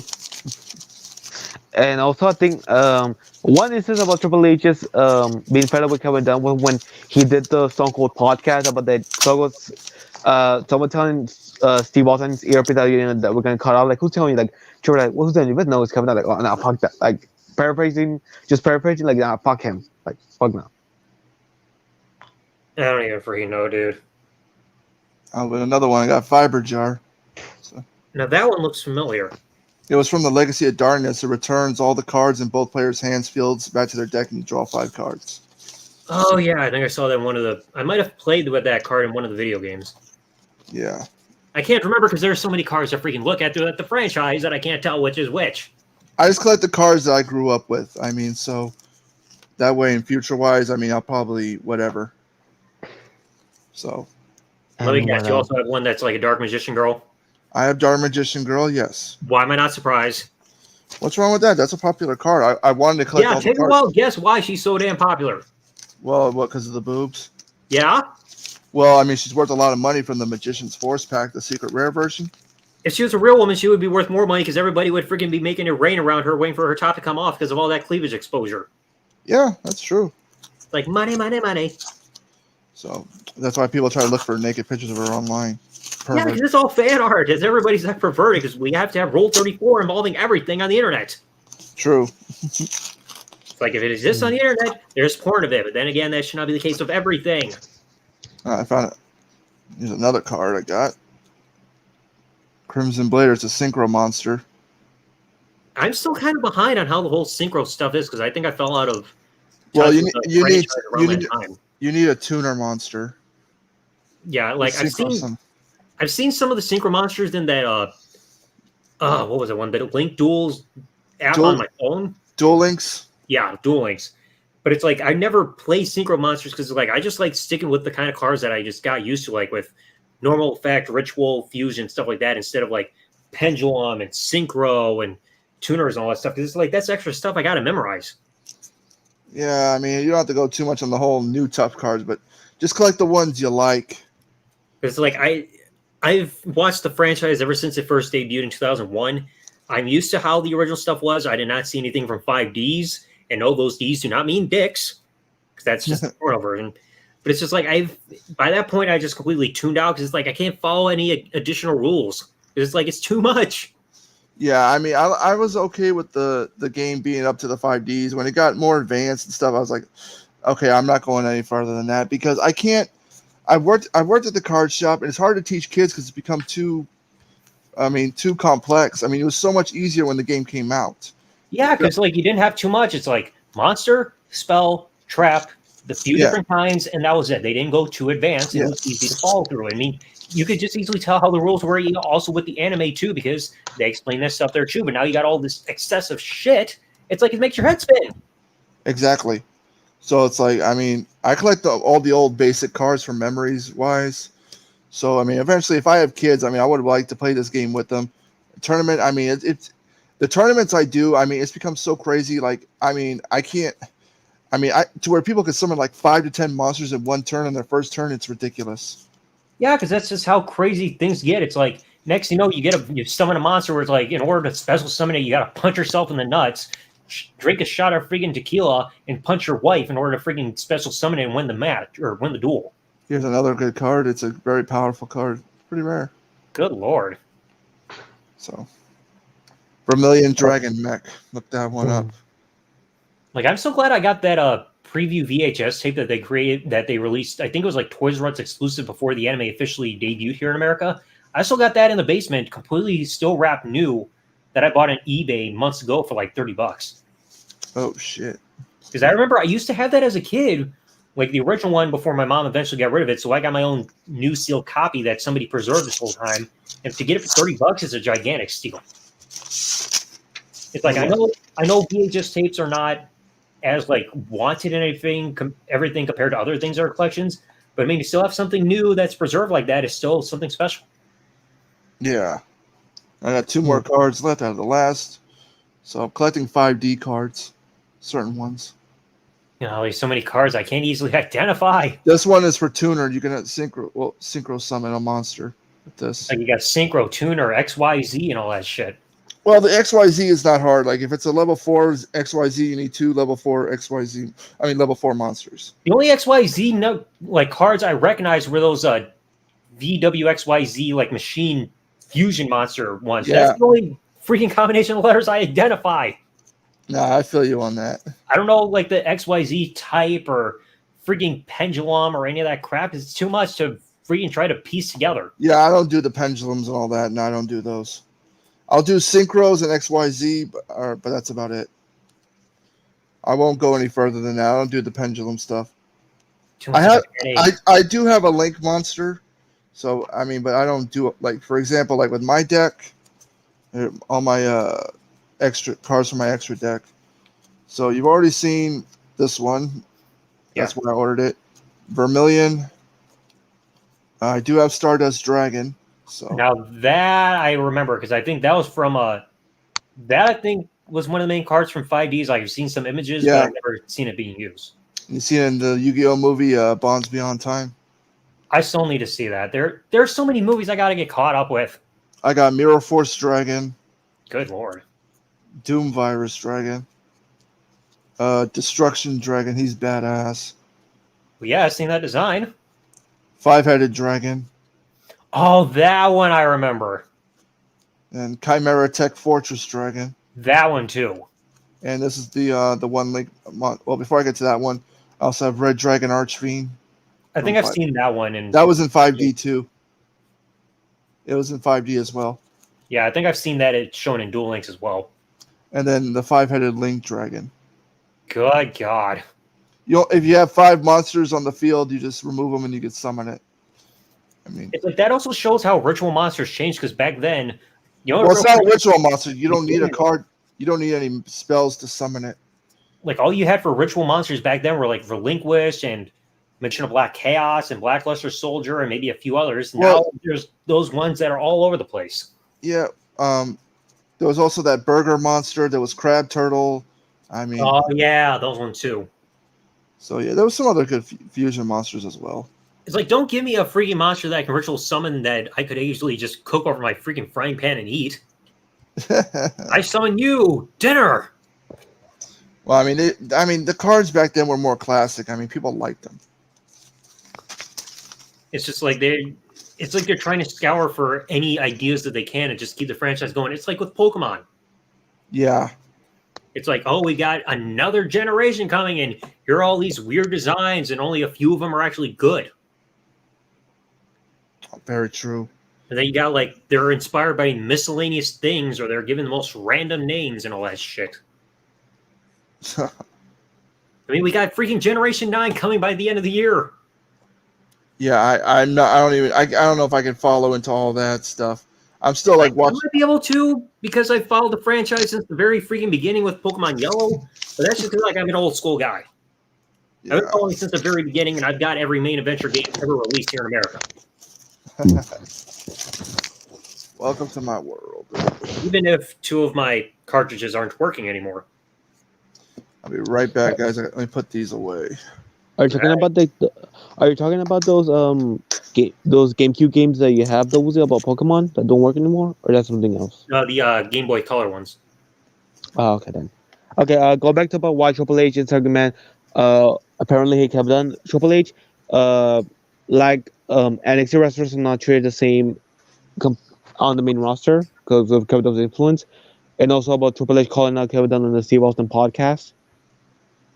I mean, you can't really blame them because it's like you see so many guys that excel in NXT and then they come up to WWE and they got completely different visions for them. It's like, look at what happened with Karrion Kross. He was the killer in NXT, then he comes up to the main roster, loses his debut match in quick fashion, and the next thing you know, he looks like a Demolition knockoff. Mm-hmm. Because like he's And got the weird gladiator helmet and the freaking X straps or whatever, and it's just like he just looks like a freaking Demolition cosplay character, and they just completely screwed him up. Where you got Shinsuke Nakamura, excelled in NXT, came up to WWE. He won the Royal Rumble like in 2018, but then ever since then, any title reigns that he had were just like forgettable mid-card title reigns that nobody will ever remember, and that's it. Mm-hmm. Oh, and also, why Stephanie McMahon hates coming up because how Kevin Dunn views women as sex objects and sex symbols and nothing else. Like not It's- athletes. We're human Not beings. We're animals. I mean, that's just how things are. I mean, I mean- like Kevin Dunn's just an idiot. Like even like Dunn just completely underestimates how wrestling really is. Like I think Cornette also said in another interview that it was like before some pay-per-view they were going to bring some legends out to see the fans or something like that. Kevin Dunn's just like, oh, let's do that before the show. Well, why would we bring them here? People want to see it. Nobody's got to know who they are. It's like Kevin Dunn doesn't understand that like there are people that were watching WWE that know legends that were in other territories and everything, but Kevin Dunn just thinks, oh, our WWF fans, they only know our wrestlers. They don't know anybody else. It's like Kevin Dunn's a freaking idiot. Oh yeah, that instance happened at Bad Blood 1997, and it was in St. Louis, Missouri, St. Louis, Missouri is a well-known wrestling town. Yeah, because like they were introducing legends, but Dunn wanted that done before the show because nobody's gonna know who they are. It's like, yeah, the internet and information was not easily accessible, but there are people that have been within that area that have visited territories in there that are going to know who these legends are. Especially in St. Louis. Just because somebody lives in Florida doesn't mean they don't know who like Roddy Piper was back in the day. They hear things. Yeah.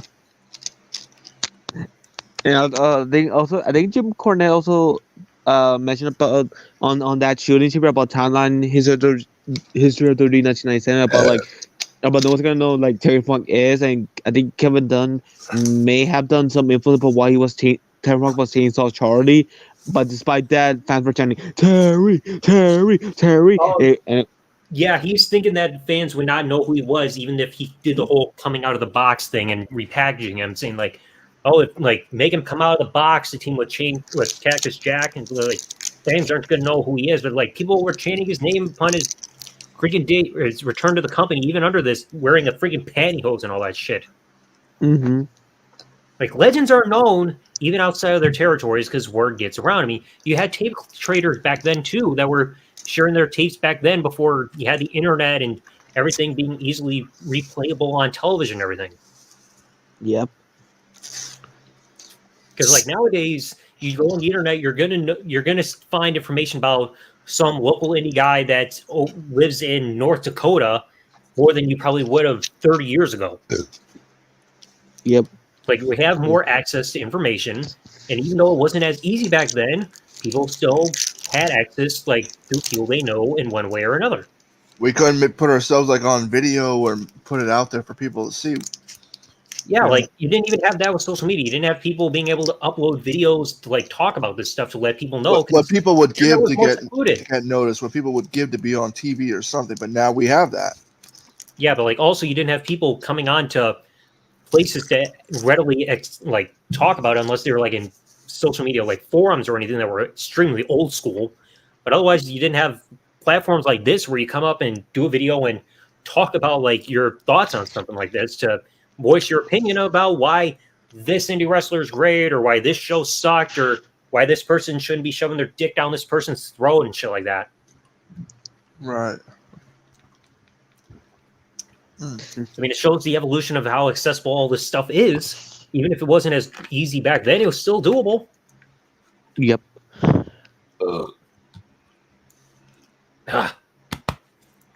Let's see. Wow. Maxim Model. I still don't know anything about this whole Maxim Model stuff that was going on with Max Dupree. Like, I heard what just recently happened about Vince McMahon not being a fan of him because of how his backstage his reputation is, and that's why he was separated from.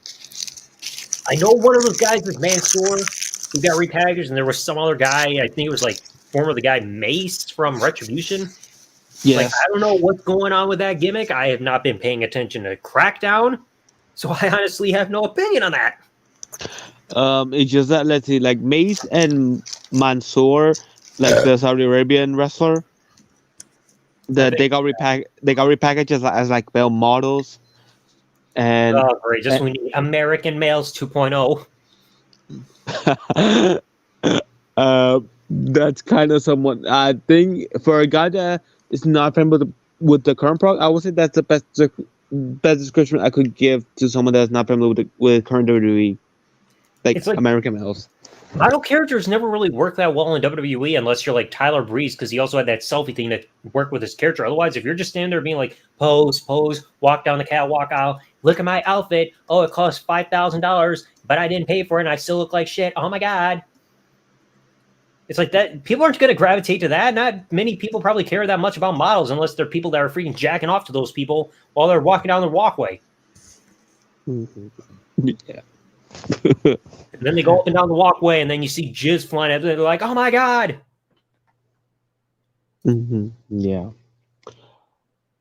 Me back in a minute. All right, Chase. If you want to come back, I'll probably still be on. If you want to come back anytime, dude, it's up to you. TV 14.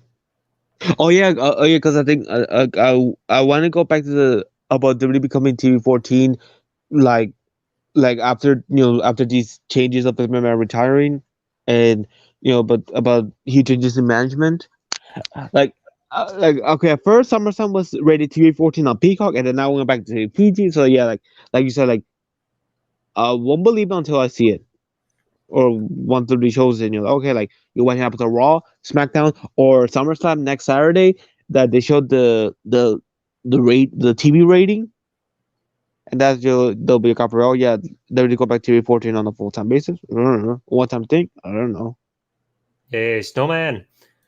But also, with that TV 14, it's like if Vince is gone, like the only way WWE can go back to being fully TV 14 is also if USA Network says it, and if they can still work with sponsors, because the sponsors that they've had over the years are because they've been a PG product. Like, you're not going to be able to sell action figures to kids if your targeted demographic is not kids, where you have like some kind of toy deal with like Mattel or something like that. Like those are like completely two different things that you're trying to sell your freaking brand on. So there's no guarantee that's going to work. And plus, if the writing's not good, then it doesn't matter what the TV rating is; it's still going to be shit. Yeah, like they don't want to go like that similar situation that happened with AEW and Domino's. It's like, just because it's like we've had times in the Attitude Era and Ruthless Aggression era where you had products that were TV 14, but you were still produced shit, like that stuff with Kennel from Hell, Katie Vick, the miscarriage stuff with Terry, and so many other things. It's like, just because it's TV 14 does not mean it's going to be good. You're still going to get shit along the way. And plus, like, if you all remember, and I know this has been mentioned by other people, SmackDown has always been a TV PG show ever since the very beginning. That's why if you watch back on those shows, they even censor out the word ass. Whether they've been on UPN, My Network TV, or even Sci-Fi, it's always been a TV PG show. So it's like, there's no guarantee you could suddenly see SmackDown suddenly jump up to being TV 14 unless we see right there in front of our eyes. Because, like I said, you got to take every rumor with a grain of salt, because there's no guarantee anything's going to be factually correct. True. That was like when Andrew Zaharian posted it on Twitter, I'll believe it when I see it. That's my first thought when I saw that tweet from Andrew Zaharian. Oh yeah, they're already going back to T14. I'll believe it when I see it.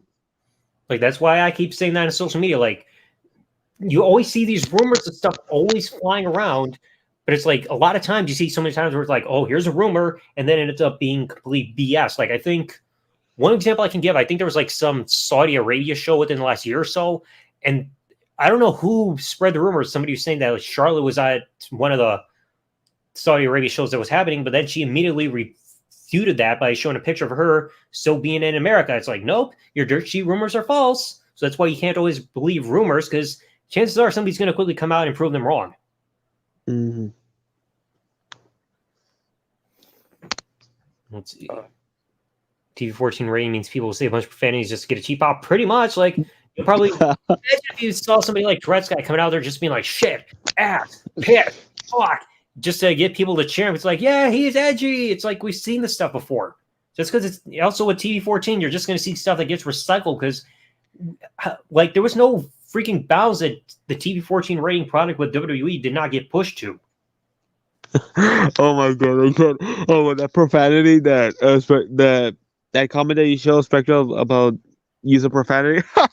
You made me think about Carmella saying this comment that she's a badass with a great ass, and then she got did like an indie wrestler call her out on Twitter for stealing her gimmick or like her catchphrase because she's been selling that merch with that same with that said catchphrase. Like WWE, even while labeled as TV PG, they can still push the boundaries, even though they've had some times where they've been consistent. Like when the New Age Outlaws came back, they were doing their intro, and freaking Road Dogg just completely stopped himself from saying the word ass because it's PG, but then all these years later, you can say the word shit. It's just like, make up your minds. What's offensive or acceptable on television and what's not? Like, I know the word shit has kind of been more uncensored in a way ever since they did that South Park episode where they had that counter in the bottom corner of the episode saying how many times the word shit was said in one episode, and that episode was uncensored completely because nobody's going to hear a bleep like hundreds of times. And like ever since then, it seems like the words become more acceptable to be heard on television. But it's just like the company is just inconsistent of what word is and is not acceptable on their program. Mm-hmm. Sometimes the word ass is acceptable. Sometimes it's not. I mean, look at, I think it was like 2011. There was that episode of Raw where Punk looked like he was going to jump off the Titantron, but instead he had a harness. And then Cena did a promo on the Titantron on Punk saying that, like, at whatever pay-per-view was coming up, it's not going to be like a me versus you thing. It's a me kicking your ass thing. And I think Cena got fined. At least there was a rumor that he got fined just for using the word ass. It's like, really? You're going to get on the guy's case for just using the word ass, but all of these years later, you can say the word shit on what's still technically a TV PG product? You know, like that same year, 2011, Triple H and Undertaker were fined for using the chair shot, which is totally understandable. Well, yeah, because that's more of a serious thing because that involves health, like with CTE and concussions, everything. But it's like no kid's going to have a sudden health like related reaction just hearing the word ass. It's not like some kid's going to be like, oh, Twitch, he said ass. Oh no, gotta go to the hospital. It's like, it's not like, they're not correlated. Mm-hmm. It's like, yeah, the kid might say the word ass. How many kids nowadays haven't said some kind of profanity? But you got parents that have no problem saying the word ass on TV. You got, or in front of their kids, you see videos like of like people, family vlogging their families, and you have the kids saying profanity on camera. It's nothing new. Mm-hmm. So no argument there. I mean, granted, I was not one of those kids because my family was really tight on what I could or could not do, and I did not start swearing until I was like 15. But I wasn't going around when I was like 7-year-old saying ass, shit, or anything like that, even though those words were being said around me because I knew better. But then when I came 15, I stopped giving a fuck. Yeah, the teenage years that's moving. And we're starting to become our own man, or like our own like trying to be our own person. Am I using those terms correctly? Yeah. Oh my god, sorry. Is that like yesterday I worked from 1 to 10 p.m. and then today 8 a.m. to 5 p.m. Like, god damn it. And then you got Saturday, Sunday off. But after this Friday, like I'll have a few weeks off, so it'll be fine afterwards. Oh yeah, and this part that Snowman's bringing up, saying Vince used the F word when Shane came back. I'm gonna give you a fucking beating. But then he tried correcting himself, saying, I'm gonna give you a beating. It's just like, yeah, that was just a slip up, and the only way you could hear that word uncensored is if you heard somebody just like phone camera recording from the audience, because they caught it in time to censor it on TV because that word just slipped out of Vince's mouth. It was unintentional. Mm-hmm. Oh my god! When I was in wrestling on live TV. Mm-hmm. When I was in wrestling, someone though, the very good thing of like he has like VHS recordings of the live pay-per-views, and that some guy from work that I mentioned earlier, he had one of his relatives gave him like some VHS of live recordings of Raw and SmackDowns from from the early 2000s. Nice. Yeah, and I asked him like, have you considered like converting them like to like digital or like no? And like, well, like we're not like, do you still have a VHS player? Like, yes. Like, then that's a good start. And my aunt still has a VHS player to this day, and she never used it to its fullest. Like, oh, I could record live recordings of Raw and SmackDown or the pay-per-views, but no one used it to its potential. Waste. At least from my point of view. It was right there the whole time, but no one cared to use it. The VHS player. Or the VHS player.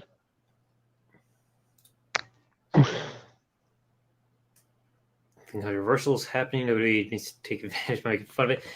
WWE does whatever they can to capitalize off of anything. I mean, for fuck's sake, you had Lana make an erogenous or one of those odd references to what happened when I think it was like when Russia shot down a commercial jet that came from the U.S. and she's like, "Oh, you all blame Russia for current events," and then they had to backtrack on it, saying, "Oh no, she's not talking about that." It's like bullshit. Like WWE has to pass by through everything, and they'll do anything they can to make any references or anything. Like when they had that whole episode of Raw back in 2009 where they got booted from one arena to the other because I think like the Denver Nuggets or whoever were having a freaking basketball game, so they had to make a freaking episode of Raw going against the whoever that freaking basketball team leader was because, oh, you kicked us out of the arena, we're gonna make you look bad for it. It's like WWE does that to take shots at anybody. Oh yeah, I actually remember watching that episode of Raw when it first aired. Like why are wrestlers wearing basketball jerseys? Why? And also that specific segment, with Ben, just trying to talk down to an impersonator. Yeah, that big match that saw the end of Mr. Kennedy's WWE career. Oh yeah, that's an. Oh, and also like that graphic promoting that confrontation. Like Brendan's like that's not some Photoshop. That was not a Photoshop work. That's the actual graphic that they show. That not like that. That's the actual graphic they show. Not some Photoshop work. No. That's the actual graphic that's shown to promote that segment. That's how WWE is. They'll take any opportunity to make themselves look good and make other people look bad. They tried it with Bret back in '97, trying to say, "Oh, Bret was selfish. Bret did not want to do business." It's like, dude, you screwed him over. Oh yeah, and also like that like oh yes, you brought the topic of Bret Hart. Like recall watching a Cultaholic video that of a Lost Media, which was before the Bret Hart documentary was released on 5. It was actually gonna be titled "Screwed," the Bret Hart story. Yeah, because they were doing that smear job, and all of a sudden Bret's like, "I will come there and do business," and then they just completely canned everything. Yeah, like because Bret Hart did not want to get the same treatment like they did with the Silver Distortion Ultimate Warrior. He did not want to be known like in that sense. Like he wanted to be recognized for like what he contributed to WWE and the wrestling business, and he wanted to be done right. You get me? Yeah. Like of course like the Montreal Scale was gonna be discussed in that documentary, but like it. Like so for Bret Hart to agree, like yes, it can be cut, but it has to be discussed in a way like it has to have common ground. Like okay, like yes, like from like both parties, we didn't see eye to eye regarding that situation, and it just happened, and regret on both of us. Like yeah, like just a way to address that topic in a respectful manner. Do you get me? Yeah. And what a documentary was great. And also like that really says as a whole that was great. And, oh yeah, like not only includes like documentary itself, but also like some matches that Bret Hart selected, like like his match with the British Bulldog, his match with Chris Benoit on that episode of WCW Nitro that had on the same arena that Owen Hart died. Well, like who did he face in Nitro?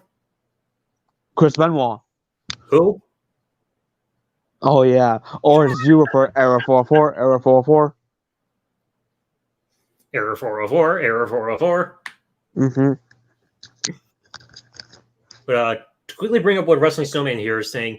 WWE is too afraid of blood nowadays. Yeah, because you see that all the time with how they edit everything. It's like archive footage, like in replays or like these compilation videos they do. Everything's in black and white because we can't show blood. I mean, I can understand it to a degree because like some people have a nauseating reaction to blood and everything. Like I can't stand having somebody else's like blood in front of me. But it's just like there are times where it can be okay. Like if you have a bit of blood, it's like, come on, let that go. You don't have to stop an entire match for it. But it's like they don't want to show really any of it, even if past footage, because it's like, oh, that's not PG. It's like you had some blood when on SmackDown back in the day, even when it was a PG product. Oh yeah. Like I thought you were gonna bring up like right before Cyber Sunday 2007.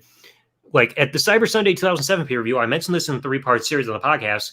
We were supposed to see Matt Hardy go against MVP in some kind of gimmick match voted by the fans, but the match did not get to happen because I think it was like the SmackDown before the pay-per-view.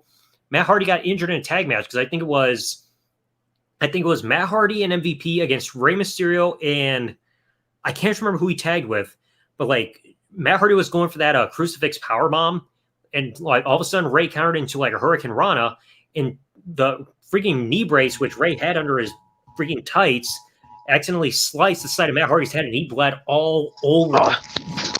Hold on a second.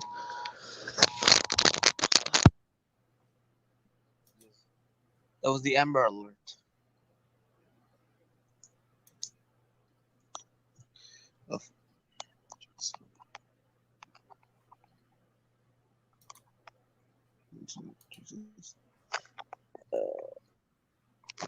Okay. So did you hear that background noise about that alarm? Yeah, I heard it. Yeah, that was an Amber Alert. Like we just knew like that alert whenever like there was a tower. I thought it was like a weather alert like on TV. Like they say, warning, bad weather. No, that was an Amber Alert. I'm surprised it didn't. I'm surprised that the Amber Alert did not, did not happen on my phone. Yeah, because that's usually where you see it nowadays. Like you get a text alert saying, "Hey, somebody's child was stolen." Oh, now it did. Now the Amber Alert actually happened on my phone. Oh. Warning, somebody's gone missing. Oh. Did they? Is it actually refer Amber Alert on like in Michigan, or is it referred by a different name? I'm not even sure. Like I don't even get those alerts on my phone. Mm. And it's like, okay, somebody's missing, but they're not in my location, so why would I suddenly go out looking for them? Yeah, like that's usually like in the state, like with like if it happened within the state of like the Amber Alert, at least where like where I live, that should happen within the state. You get me? Not outside of the state. You understand what I'm saying? Like if it's not near me, don't alert me. I can't suddenly keep an eye out unless they're coming. Yeah, that makes sense. Although that simple alarm happened for like a huge storm that happened on a Tuesday 2 months ago in May. In May, like at the last Tuesday of May, like I was in the middle of work, and then like from out of nowhere, like it was raining, but it was with 80-mile-per-hour. That was shit that like they had to close all the trailer doors, like all of them, because like the wind was so strong that we just blew in like all like the box lid, even the box lid that weren't even near the door. They were like a few feet away, and they were already blowing off the cardboard lids off. Jeez. Yeah, that's like oh shit. It was a wreck. Like oh shit, like close the fucking doors. Like wasn't shout, but that's the way I could paraphrase the situation. On that Tuesday, on the last Tuesday of May, during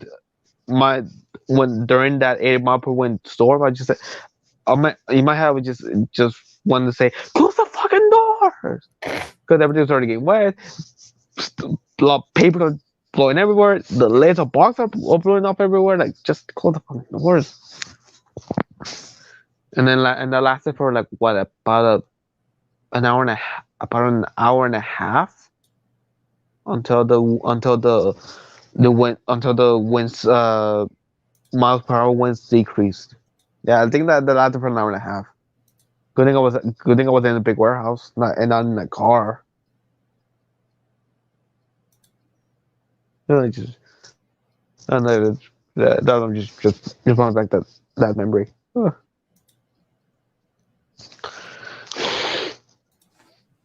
Damn it. Yeah, controversy creates cash, as Eric Bischoff said. Depending how, but depends. How can you use that controversy to create cash? It depends how you use it. And how The far can it go? pettiness. Yeah, that's actually true. That's actually true, my friend. I want to try to quickly find Bischoff's tweet that he said in response to Vince's retirement. Now, there was gonna be something about Tony Khan. Oh yeah, speaking of Tony Khan, about like he put like some tweet about the longest tenured CEO. Lies. I think that decision belongs to. It was in the U.S. Was like Court Bauer, like Court Bauer of of Major League Wrestling. It was like in the wrestling business. Like today, I think there will be to I think whoever runs AAA in Mexico. Tony Yeah. Khan likes to make an ass out of himself. Just like me, like doing tweets like that, just pure pointless. I understand if it's just to promote Rampage, but don't put like some other BS that has nothing to do with the show you're trying to promote. Like Tony Khan, you gotta lay off the coke, dude, because it's messing with your head. Uh-huh. And oh yeah. No, speaking of Khan, Nick Khan, from like in the span of 2 years, he got hired by the just like as the executive. I don't know what position it was. It wasn't like that major. And then now 2 years later, he's like the second top executive in the WWE behind Stephanie McMahon. How Tony Khan? That man is climbing up the ranks fast within the company. yeah.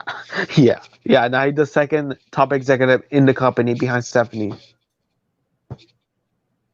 And I was gonna now speaking of the WWE corporate hierarchy, I was thinking about like Shane, like why Vince never gave Shane a chance to like run WWE, like then, like oh yeah, like I don't even know. It's like maybe it has something to do with when Shane freaking departed all of a sudden in 2010, but I'm not sure.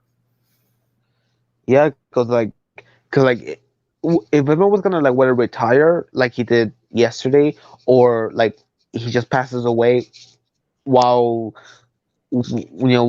while running the company, there would have been like three candidates, whether it was Stephanie, Shane, or Triple H. Stephanie, We I all would know like Stephanie is Daddy's little girl. like Stephanie McMahon. I would think she would run the really from a corporate side, not from a creative side. Triple H, I would say creative side, not corporate. Shane McMahon, I would say he could do both, like both corporate and creative.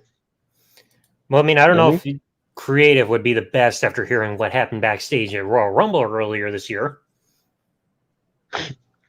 Oh yeah, true. That's how he left the league this year because of the fallout from how Shane McMahon booked himself in the Royal Rumble match. Him being in There the Final goes Four. money. hmm Yeah, like since Separate Man, she's like okay, like she's in charge of the ring. I think Samuel will only run the corporate side, and Triple H will run the creative side. Well, I'm not sure if he'll run the creative side because like he's actually like head of talent relations, replacing John Laurinaitis. Oh yeah, speaking of John Laurinaitis, I was gonna ask, how did he got that rough voice? Like, did someone hit his throat so hard that he got that rough voice? I have no idea. Like, how did John Laurinaitis got that rough voice? Like, did someone hit him so hard in the throat to the point that it like Jason St. Roberts like he had like wide like whenever Jason Roberts cut his promo, why his tone is like he had a low tone compared to other ones being so over exaggerated. You get me? And I mean, well, some guy hit my throat so hard that I couldn't project my voice like to an exaggerated level compared to everyone else, and that's why he stood out. I think he said that he took like some kind of nasty shot in the throat. Like I think he addressed it in a promo on Raw once, but it just sounds like he's been sucking Vince's dick so far down his throat that it's damaged his vocal cords. Hmm. That's why he could. That's why with Jake Roberts, he could not project his voice that high enough compared to like Hulk Hogan or Demolition or the World Warrior. They like a high projected voice, like very high. Well, let me rephrase that. They project their voice to a like exaggerated level. Like I've only heard Jake Roberts project his voice once, and I know he said in an interview, I think it's with Chris Van Vliet, saying that he physically cannot do it anymore because otherwise he just goes silent because like his voice just will not go to a certain level. Mm-hmm. And plus, he never needed to raise his voice in order to get people to listen to him. Yeah. I would say he took advantage of a bad situation, like thanks to that whoever dude damaged Jake Roberts' throat. Like in a way, Jake Roberts took advantage of it. Like, just at least that made him stood out because like he gave it from everyone else. I don't know. Hey, come on, like Jake Roberts, like he stood out because like of the way he projected his voice when he cut his promos, and then Renault was just like over exaggerated, muscular nonsense.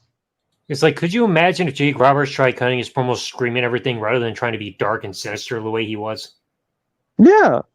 He never would have been able to get his message across the same way. It's like, you can't portray yourself as this dark, evil, untrustworthy, sinister guy if you're screaming like you're on as much cocaine as humanly possible. Yeah, especially that Jake Roberts used to snort cocaine. It's just like, talking dark and sinister is what got that character over in promos. He did not need to get anybody's attention by screaming or anything. He just kept being dark, sinister, and intimidating and kind of hypnotizing. And that was the big key thing that you saw within his promos. Yeah. And that's why he became a legend in pro wrestling. He knows how to cut promos, he knows how to grab your attention, and most importantly, psychology. That's a big factor in becoming a legend in the wrestling business. Exactly. Mm-hmm. Anyway. and Kevin Nash like even said to Shawn Michaels like to slow the fuck down. They don't need to do spot fest for Christ's sake. And I agree with it. Like give that match like to breathe. Like you don't do like spot fest. Like for me, it started to become a bit tiresome. Like I just give the match give the match to breathe. Just don't go hype after hype after hype on. With any like who do you think they are? The Young Bucks? Pretty much. Lord. But anyway, I'm going to cut the stream here because I got to get some sleep. I'm so freaking exhausted. It's been another long day trying to get this whole thing done. I want to thank everybody who's joined, like yourself, Fernando, and Chase, or anybody who's tuned in. I am just relieved that this hacking drama is hopefully over. I'm still going to keep an eye on everything just to be sure. But I'm just relieved that WWE is back under my control, and I need to get some rest just to finally enjoy a peaceful night for once. But like I said, I still just got to keep an eye on everything just to be 100% certain going forward. All right, then. Have a good night, Double Z. All right. Good night. And everybody, if anybody enjoyed this, like the stream. If you're subscribed, please make sure you got the bell turned on. And thank everybody who stuck around. I know it's weird that I finally started streaming again. Like the last 2 streams have been because of these certain circumstances. So shit got real when I had to finally snap myself out and start streaming again because when you work a lot, it can really take a lot out of you with time and energy. But at least finally things are hopefully rectified. Like I said, I'm still I'll stay tuned on social media. I'll try to keep people updated in case anything happens, but hopefully things are safe now. WWE is back under my control, and I'm so freaking happy and thankful to YouTube for getting me back what is mine. So, thank you everybody for watching and listening. Hope you all enjoyed. Like, comment, subscribe. Peace out and good night. everybody.